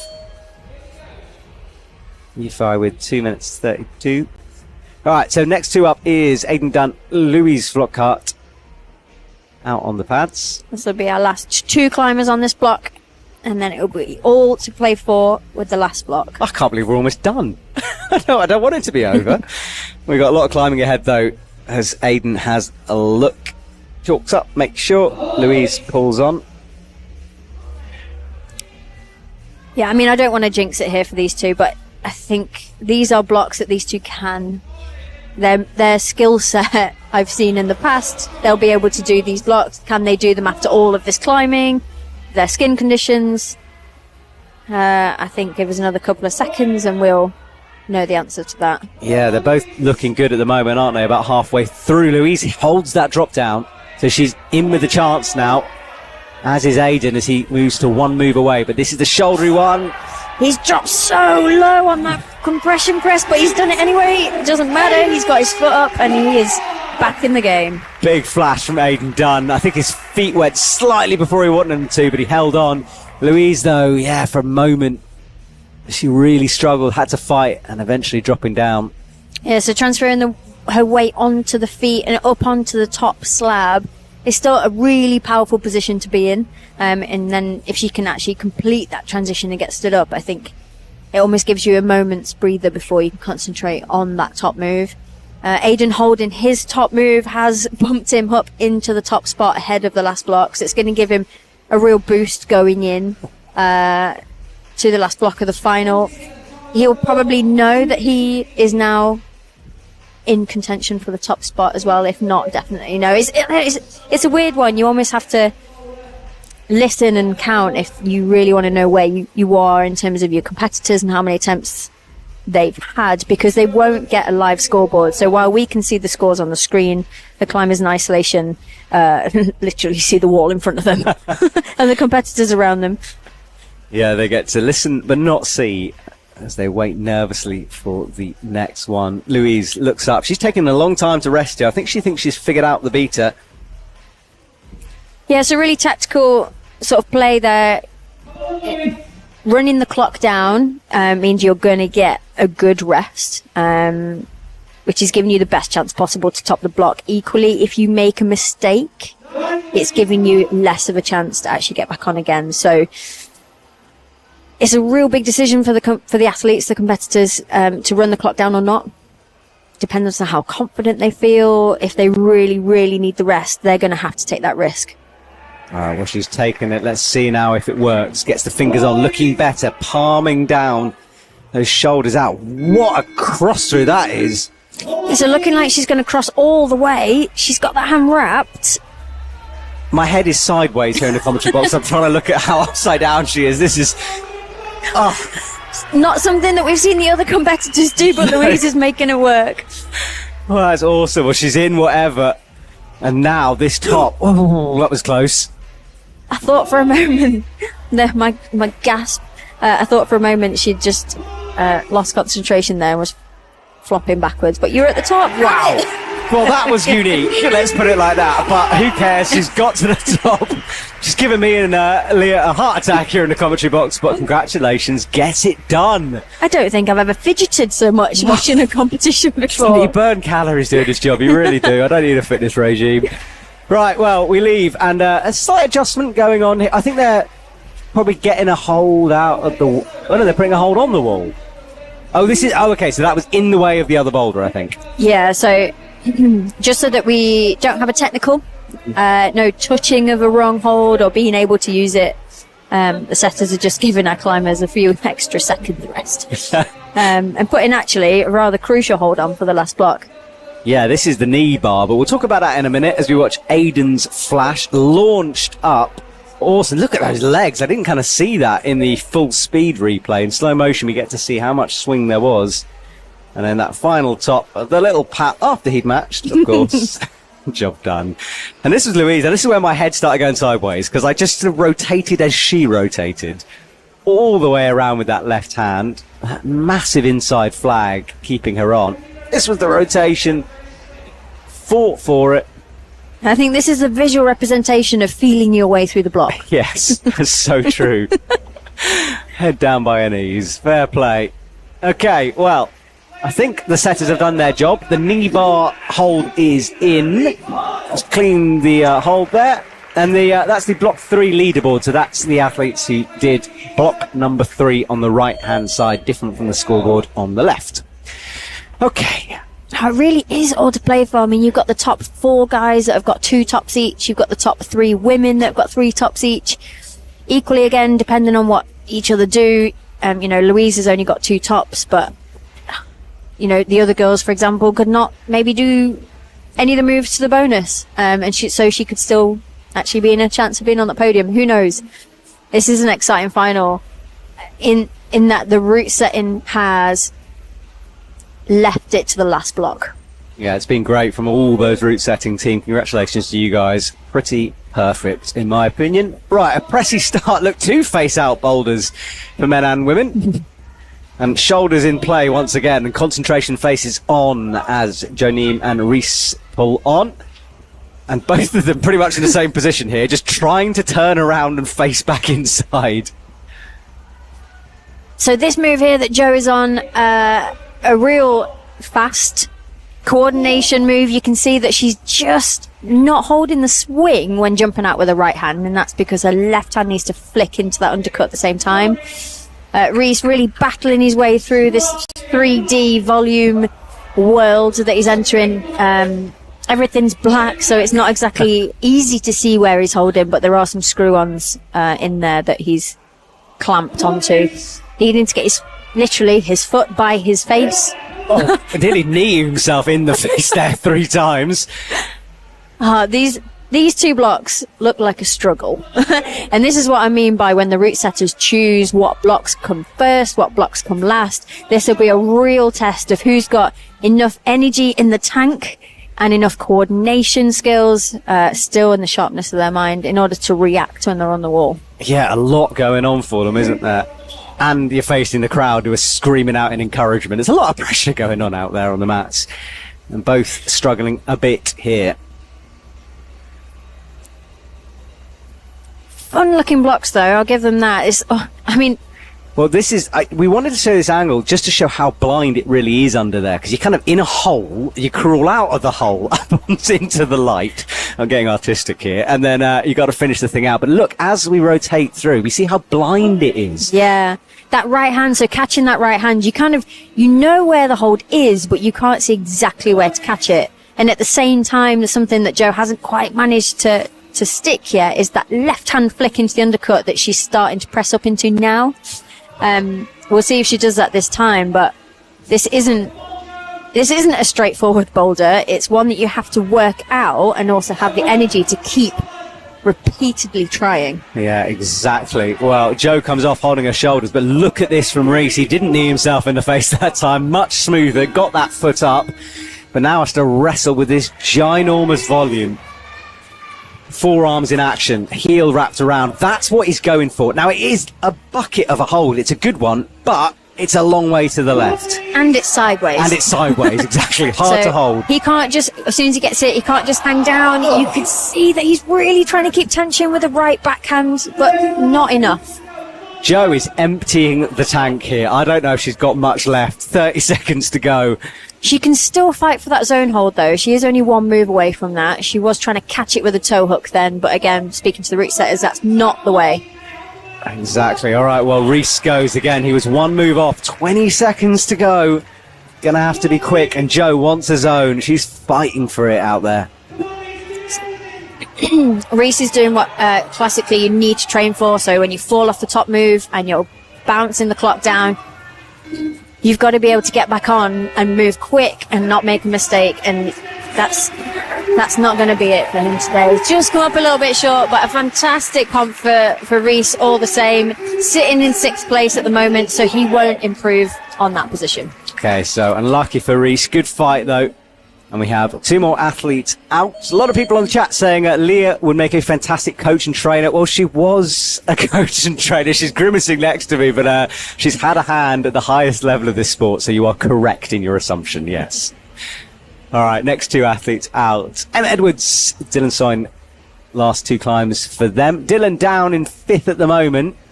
Needs a top in order to improve, but he's not going to get that far up. We'll have to say it and see. It's funny that you say I'd sound like a fantastic coach or trainer. It's the world that I'm about to step back into. So yeah, it's been a little while since I've done like a lot of coaching, but I've kind of missed it. So yeah, I think I'll step back into that a little bit. Can normal people get coached by you? Absolutely. Yeah? Absolutely. Well, there you go, everyone. You want Leah? Hit her up. All right, Dylan in underneath, in the shadows. He comes out, this big bumpy moves. He slides that right hand up the edge of the volume. Easy high foot there. Like, not even a problem, but a fast, powerful move. Is he going to stick it? No, he loses Not the foot. quite. Emma also not quite holding her jump out to the right hand. However, she's still missing that left hand adjustment flick. Now, we talk a lot about the way the setters organise the boulders. This is a brutal one. At the end of 2 days of this, after all those physical boulders, it's a hard way to finish things off. It is a hard way, and I hope as well that it is going to give the separation that it needs. Again, we're not going to know that until the end. But that is what countback's there for. That's not an ideal scenario, but, you know, that is the safety net to make sure that these climbers are separated.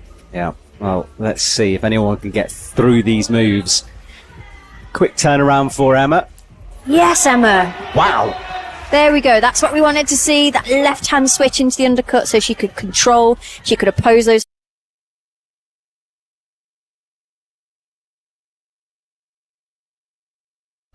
zone.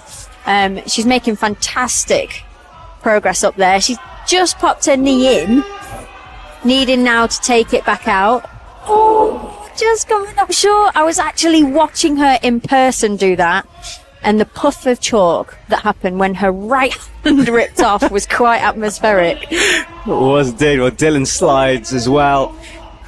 And maybe I haven't noticed, but the knee bar that's in there, we haven't really seen anyone lock it in, or have we seen someone lock it in? No, so not quite just yet. I mean, Emma's the second climber on this block. Jo was struggling with the first move. Emma, it was in, but I'm not sure like how imperative it was, because she looked actually quite strong enough to do it. Yeah. Anyway. Yeah, she had the foot up on it, but didn't quite get the knee. Yeah. engaged. So I don't know. Knee bars are an interesting subject because everyone's legs are different lengths. Yeah, exactly. It's not one size fits all. However, as we move through attempts, Emma's going to be getting more and more tired. Is that knee bar going to be needed? We got to wait and see. Yeah, exactly. Knee pads are not allowed in competitions, remember, so they can't have that protection. Dylan up. He had some floaty legs going on here before. Let's see if he can get him involved. Brings that right toe up. Looks for the boost. That right foot just dangling in space. Emma's in, though. And this is coming up to this possible knee bar up here. Right foot in. You can see that's where the knee, she wants it in now, and now does get it. Nice. And actually, it is in so much she goes right hand again into the top. Look at Dylan as well. He makes the top. Great work from Dylan. That will bump him up the leaderboard. A grimace of holding the back, but a smile that he's topped the block. I don't know if he's happy or sad. Glad it's over, probably. Exactly that. Well, Dylan is done with a top. How he would have wanted to finish things off. Good. So nice to finish the last block. It's a really good way to finish, putting Dylan into 5th place. Emma struggling just to move through past the zone and into the penultimate moves. Really looking like her right hand wasn't staying on that crimp. Was she getting tired? Was it that she couldn't hold the hold? We won't know, but she's got the zone, so that's 3 tops and 1 zone, currently in pole position. Yeah, first place at the moment. Provisional, of course, some athletes to go, but you never know. We'll have to wait and see. Holly, though, 2 attempts on the first boulder, flashes from then on, looking good. She is a true contender for the win here this afternoon. Big moment for her right now. This stretch out to get things going. Turns it around. The DJ just dropped this tensiony tune in the background as well. Yeah, so she'll know that she'll need to go 1-2 here, which she did try, just missed the left hand.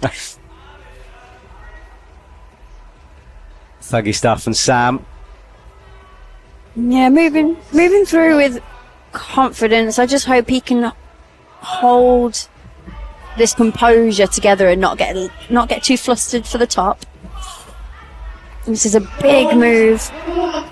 So powerful. You can see that left bicep standing out. Gets a toe hook in on the right. This is where skin starts to play a factor as well.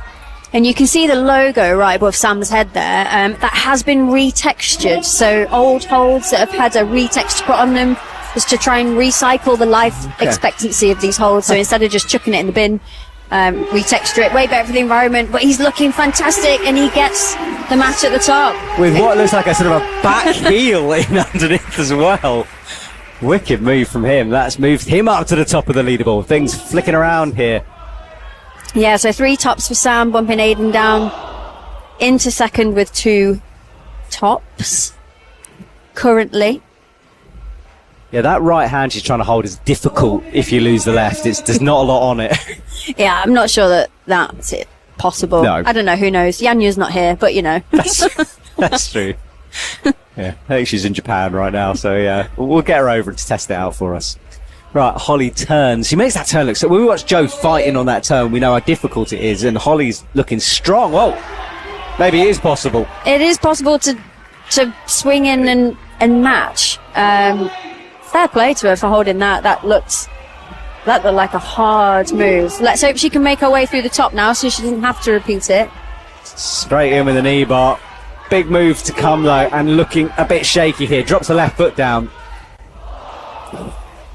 you never know with Holly whether she's just about to fall off or whether she's in complete control. And I wasn't sure just there, but looking a little bit low on that move, not quite getting enough height in order to really make good contact with the left hand. Yeah, I think you're right. She looked just a bit tentative dropping that left foot down. Nick on YouTube saying he didn't know you could retext holds. Yeah, I didn't really either. So thank you for that, Leah. That is good knowledge to drop on the live stream. All right, Holly, alone on the wall, gets full attention, and she wants the crowd behind her, and they respond. Still looking fairly fresh out there, but powerful moves to come as she rotates underneath that overhang. And she can repeat it, so again, really good for her to hold that composure. She's done these moves before, and I know that she'll have trained essentially falling off the top move and doing it again and again and again. She just needs to make a few adjustments here to make this move work for her, which she does, and this is what I mean by you never know whether Holly's going to let go or just cruise through this move. I can't believe she's still on. That is massive from Holly Toothfield. That could be potentially our winner. We're going to have to wait and see, but what a final fight that was. She changed the beater with the feet. I thought she was falling off the top. I thought she was falling off the hole before. Unreal from Holly. And absolutely pouring the pressure onto Jen, who is due out next in the women's. She knows Holly just topped. And she needs this. So currently in third position. So she is at the moment on the podium, unconfirmed. She can take the gold. I'm just doing mental maths here, which I am not fantastic at, if you know me. 10. Do you know, actually, I think she's had too many goes. Okay, well, she's going to want to bump up into silver, possibly. Yeah, so that is potential for her. But what a move from Holly. That could have been massive. Right, Jen rotates. She'll look for that left, first of all. There's the right above her head. Remember how blind it was? Jan Havel thinks Holly just won. I think you might be right, Jan Havel. Yeah. We'll have to wait and see, though. Yeah, Jen, again, if she can get into the bonus, that is still going to be too many attempts for her. So I think Jen is going to stick with the bronze medal, and that's is if Louise Flockhart doesn't bump her down, depending on, you know, what these two climbers do. Don't make him light work through here. He's looking chill. He's blowing the chalk off his fingers. It looks so casual when he did that, eh? Big pop out. This is easy from him. Look at that tension to hit that last move. Diane Akbar getting it done with ease. Yeah, that was a great flash, pumping him up to the top of the table. It's all changed, isn't it? Yeah, so we reckon Jen might be able to get a silver if she tops here. That's what I'm being told, but we'll have to find out and see. Jen turns, big jump, blind jump to come. That left hand not catching. She's got time, though. This is where really you need to dig deep as an athlete. I think all it needs as well is for her to be able to hold that move. If she can then get her feet up and get the knee in, the bonus is right there. It's so close. 2 minutes left on the clock. It is counting down. Hopefully she's going to be able to pull something out the bag in these 2 minutes, but that feeling of it slipping away it's horrible. It's really not that nice. Yeah, well, she can still make a difference here. Jumps out with the right. Goes 1-2, but she was going way far back with the hips and the legs then. Yeah, so looking like a similar approach to Holly. Holly had a really good sort of arced C shape at the end of her swing, so really trying to counteract that, whereas Jen was leading with the back of her hips, her feet were forward, and all that's doing is pulling both of their hands off that slopey hold. That's having everything working against her. I feel like she's in between two worlds here. She's in between switching the left hand and trying to hold the swing. So, you know, maybe some tester goes to see what it is that's possible, which one she wants to go for. Oh, she's got a minute left on the clock now to figure this out, this little puzzle of a boulder. Pressing out, looking pretty controlled as she rotates. Out with the left sloper. There's the right, so close. Is she going to double or switch? She's gone back to the switch. She's not making that stick. Do you know, I don't think we're going to see Jen stick this bonus, which is going to be obviously good for Emma Edwards. She's probably sat there. She's probably sat there watching. Yeah, I think you're right, to be honest, Jen. At the moment, looking a bit behind, but we'll know in a second. 22, no, it's a miss. And Jen, I think that's it for her. She's going to run back and go again. Why not? You're at Plywood Masters. You might as well finish things off. But it's going to be a heck of a thing if she gets a zone on this. Yeah, I mean, fair play to her. She is pushing this to the wire. She is. One last launch. Go Come on, on, Jen. No, closer, but no send. That's what it looks like when you give it everything. She left that all out on the mat. There is going to be no doubt in her mind that she held anything back, but just didn't quite have enough on the day to top that block. Well, we know our women's podium now, so that's our top three for the women, with Faye McDougall and Louise Flockhart out on the mats. Am I right? So, about well, that? depending on Yes. if Louise can actually get to the top of this block and how many attempts, she could take the bronze off Okay. This is what happens when I try to do that. because she flashed the second block and she did the third one second go. So she has actually quite a few attempts to get to the top. Okay, so all to play for Louise. Yufei Pan as well. He turns around in these big black volumes. I've really enjoyed watching Yufei Pan climb this afternoon. It's been great. Louise standing, pressing. She's struggling to turn. Yeah, so this is Faye McDougall. Sorry, Faye McDougall. No, you're all right, Louise. Louise is going to be out. She's our last competitor to come out. Faye actually can't improve her positioning at the moment. But what she can do is still climb this block regardless. That's what she's here to do. Whether it is her learn a bit about it or actually, just come here and climb. Ultimately, that's their job today, is come here and get to the top of the blocks. Oh, Yufei Pan, he does rotate, looking awkward though, and slips off. He did a weird thing with his toe there to try to hold himself on. It looked like he was always trying to dodge hitting his face on those volumes. It was a bit of a weird angle to be watching that from. Yeah, it was. All right, so Faye stretches up. Starts this. It's interesting. Some athletes make it look super easy, this move. Others struggle a bit. She's just holding with that left arm. Yeah, transitioning from a press into almost like a bicep block is a bit weird. She's got the right idea for that move. Not quite getting enough to stick it. Faye Pan better this time. Loses the feet there, as I said. That swings back in. He's still hanging around with no feet. Gets the left involved now. And again, he's nearly on it there where he is. There's a big smear of palm print chalk on the top part of that hold. There's the zone. Yeah, really nice pressing up out of that position. He was in full bent mode then. And again, making light work of the top. Well, that was not smooth again from Yufei Pan. He gives us an entertaining top, but he gets it done. And he moves into third position onto the provisional podium. So Faye again is left alone on the mats. Men getting it done a bit quicker than the women. This women's boulder is hard. Really trying to, there's a lot of chalk coming off that hold. It's a bad sloper, so just flicking your hand down to it isn't enough. You're going to have to really engage on it and oppose it onto your right hand, but the speed at which they're swinging out from the wall and moving the left is really fast, so it's by no means a simple move. Yeah, so can she get it done? She's got to kind of do two things at the same time here. Goes out with the left hand, sights, watch that left hand on the undercling, not quite. So looking a little bit late on the switch, so she's already got like a really big swing coming out. Looking like then she actually ripped her left hand off that hold, so a little bit too much speed and momentum for the way that she's trying to hold on. If she can be a little bit quicker in the flick round and the dead point to that sloper. You kind of need to hit it at the same time, don't you, and compress in.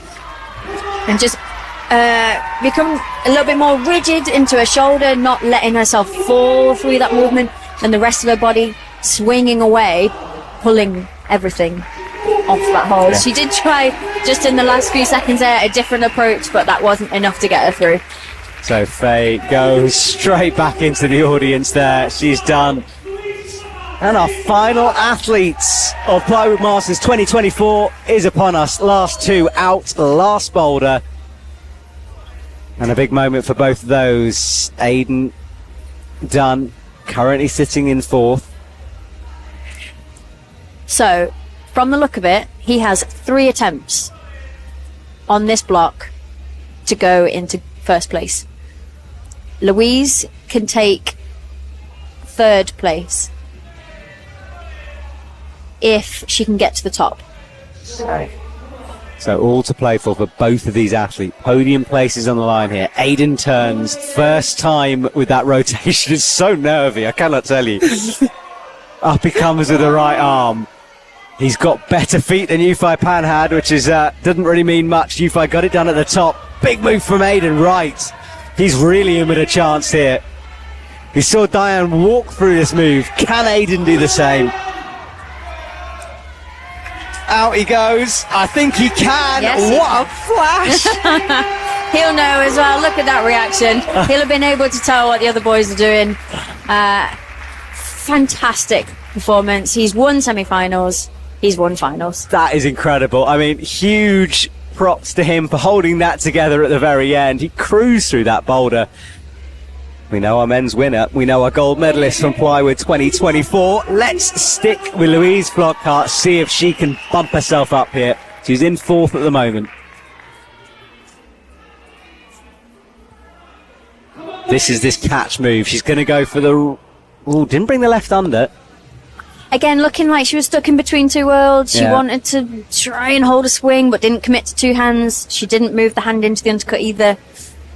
Again, these attempts are really useful for gaining information as a competitor, but not useful for running the clock down.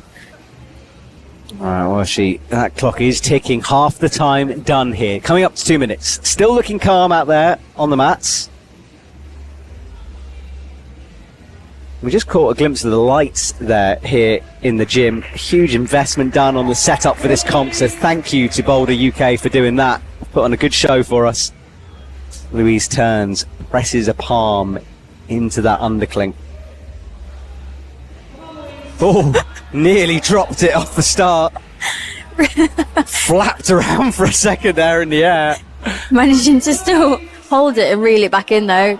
Choosing to go back to that undercut snatch, but again not making it work. This is where you have the feeling that it's slipping away. I don't know if she'll know that this is a podium block for her, but getting to the top, it's not a given after you've stuck this move anyway. So she's still got a lot of moves to do ahead, and she's got coming up to just a minute on the clock.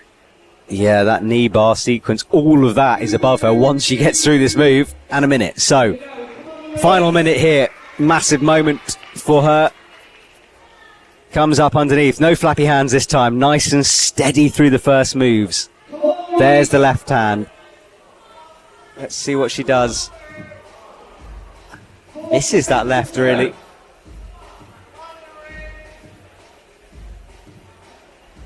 Louise takes another deep, deep breath. She pulls back on here. 30 seconds to go. This might be her last attempt. Yeah, she really needs to make this count. Oh, maybe getting tired here. 17 seconds. Just looking a little bit flustered. This is not what you want at the end of the clock. She's still trying so hard. Can she get the bonus? It won't be enough anyway if she gets the bonus to bump it up, but the clock's done. Her comp's over. That was good climbing from Louise. Maybe not the result that she was aiming for, but nevertheless, she's finishing the comp with a smile. She is indeed. Well, she will leave us. We know our top 3 yet. We'll get confirmation of that in a couple of seconds. And then it's almost time to say goodbye. Podiums, of course, to come, and I'm going to go down on the stage and interview the winners. But first of all, we will get confirmation as we see a couple of replays of what happened. This was Holly, so impressive throughout that competition. Yeah, she really, really held her composure. Really cool to see her top all the blocks as well. Yeah, look at this. Look confident. Well, look, Leah, I'm going to leave you to it for a bit and go chat to the winners. I'll see you in a couple of minutes. Amazing.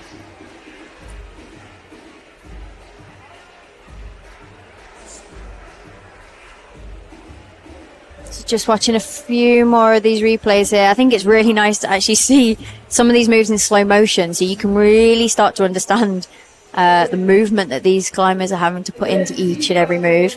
If you're ever thinking about maybe entering a competition, or if you've not done one before, Plywood Masters is a fantastic one to enter. I know you're probably sat at home watching the finals right now, but if you want to just come and enter for a bit of fun and come and do some qualifiers, there are loads of different categories to enter, including veterans. There is a junior Plywood Masters, which is held on a different date, so there'll be junior specific boulders that will be set. Again, it's just a really great atmosphere, a really good event to get involved in, and I would recommend it if it's going to be your sort of first competition, just to come and have a bit of fun at. If you don't want to hand your scorecard in, that's totally fine, but just to come and experience the event itself and everything that goes into it. Boulder UK put on a fantastic show. So here's Holly's winning performance, really holding that swing. That was fantastic. You can see how she's really arched, moving her hips forward and holding it together in these top moves. That was where she dropped it, but just holding it in full 3-finger drag. Fair play, Holly. That was an amazing fight, and hopefully we'll see a bit of interview footage from Holly with Matt when he's down on the floor.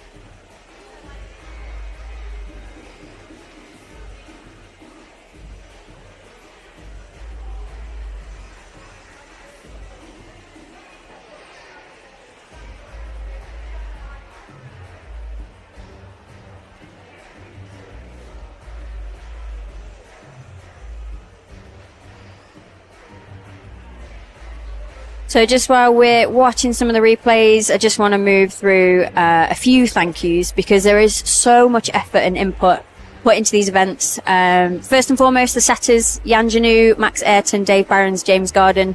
You put on a fantastic display of blocks. Speaking to the athletes before, they really enjoyed it. And hopefully you guys at home have enjoyed it too.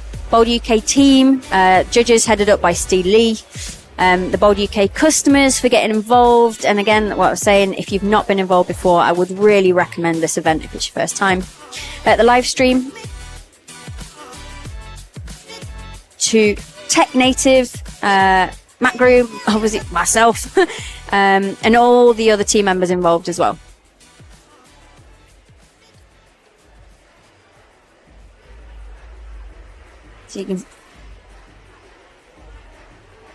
So you can see the team just setting up the podium there, and I will pass you now down to Matt, who is on the mats himself with our winners.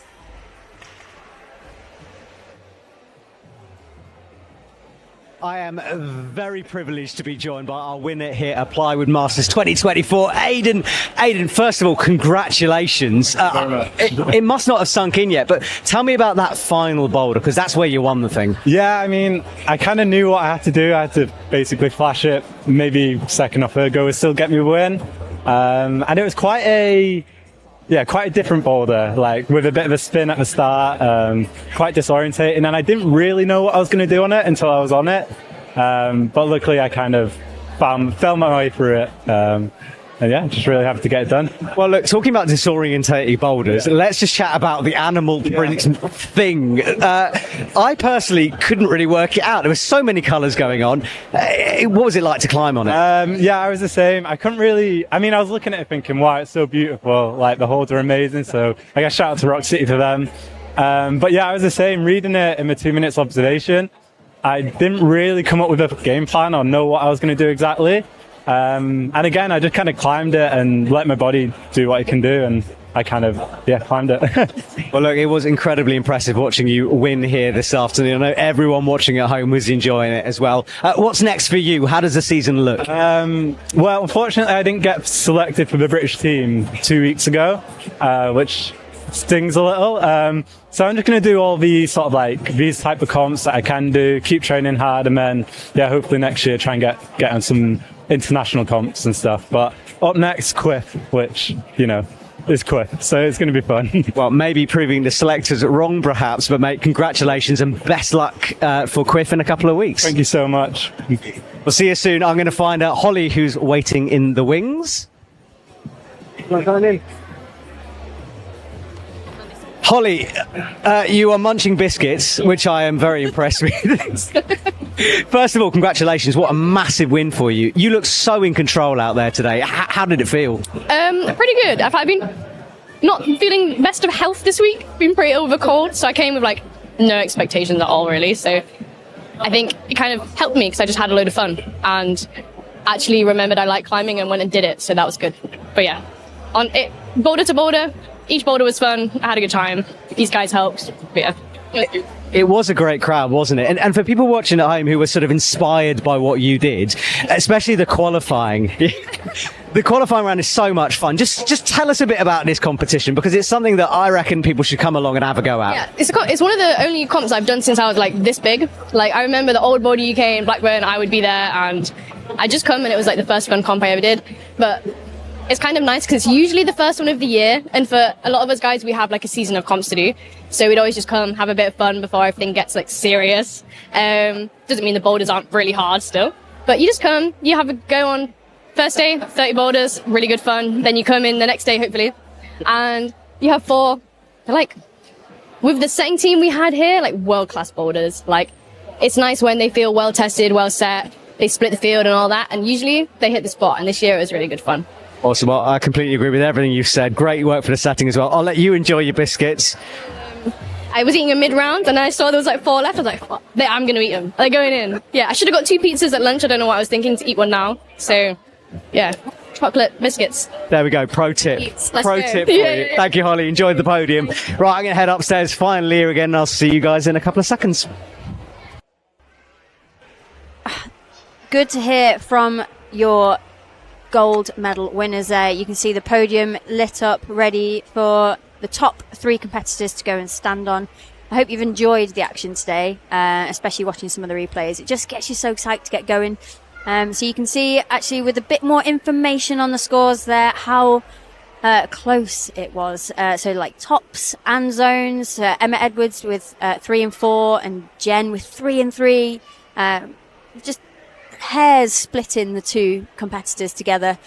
Joe and Faye just having a little bit of a hard time with no tops this competition, but still in the battle for the zones. And Aidan Dunn taking the top spot with Diane and Sam with equal numbers, and actually you, Faye, of tops and zones, but it was the attempts that really counted to separate these boys.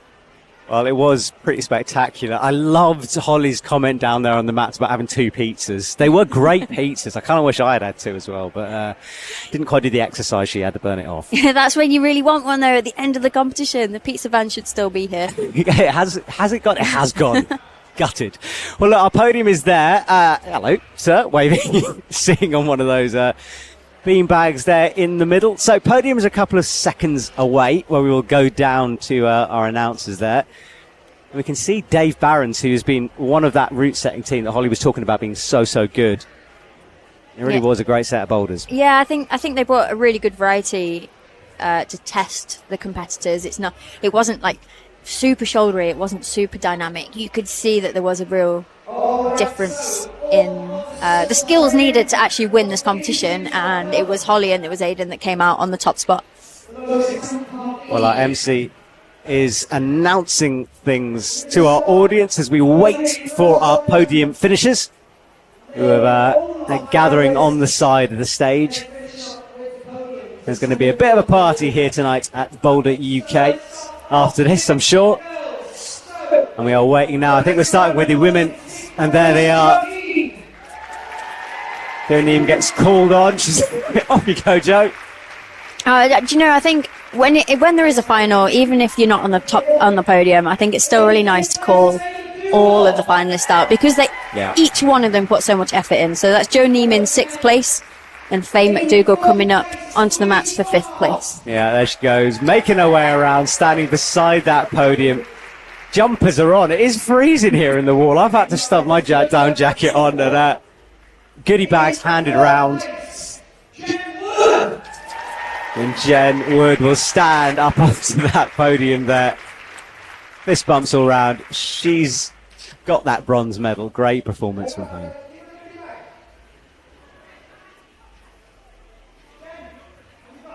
Oh, there's the big check. I was going to say, this looks like more work than the climbing. There's a lot going on, isn't there? Oh, is that a hold trophy? I like that. Yeah, so really cool trophies from Crusher Holds. It's, again, really nice to take that home as a bit of memento. And not just have your standard trophy, have something that's a little bit more climbing related to any of these girls that have got a board at home that can go straight on there. Absolutely. Well, I interviewed her. Holly takes the victory. She looked calm and collected throughout. She was chill in the interview, and she will stand on the top spot of the podium, receive that big old check. It looks like quite a balancing act standing on top of that thing. It's a bit wobbly. I was going to say, don't fall off now. Exactly, she's done all the work. You chopped every block, don't fall off the podium. Yeah, well, there we go. That's our top 3. Congratulations to all the women who have competed here this afternoon throughout the semi-final, final and qualifying rounds. And a great prize purse for these climbers. Yeah. That's it will go towards helping some of them go towards their boulder competitions international, if that's what they want to put it towards. It is an expensive sport to be in. It is indeed, yeah. A lot of athletes self-funded as well, fighting through, so congratulations to them. There are our men wrapped up, warm and waiting, and we're going to introduce them all, as we did for the women, onto the stage.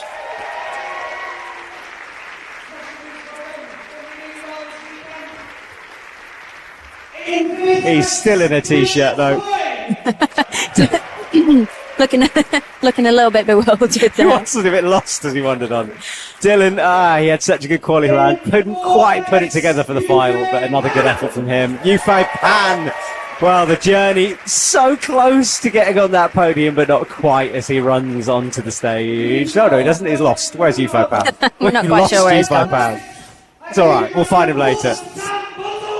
I guess the competitions he's used to, you don't get to go on podium for 4th. No, that's true. He's left already. He's gone. Sam will stand on the podium.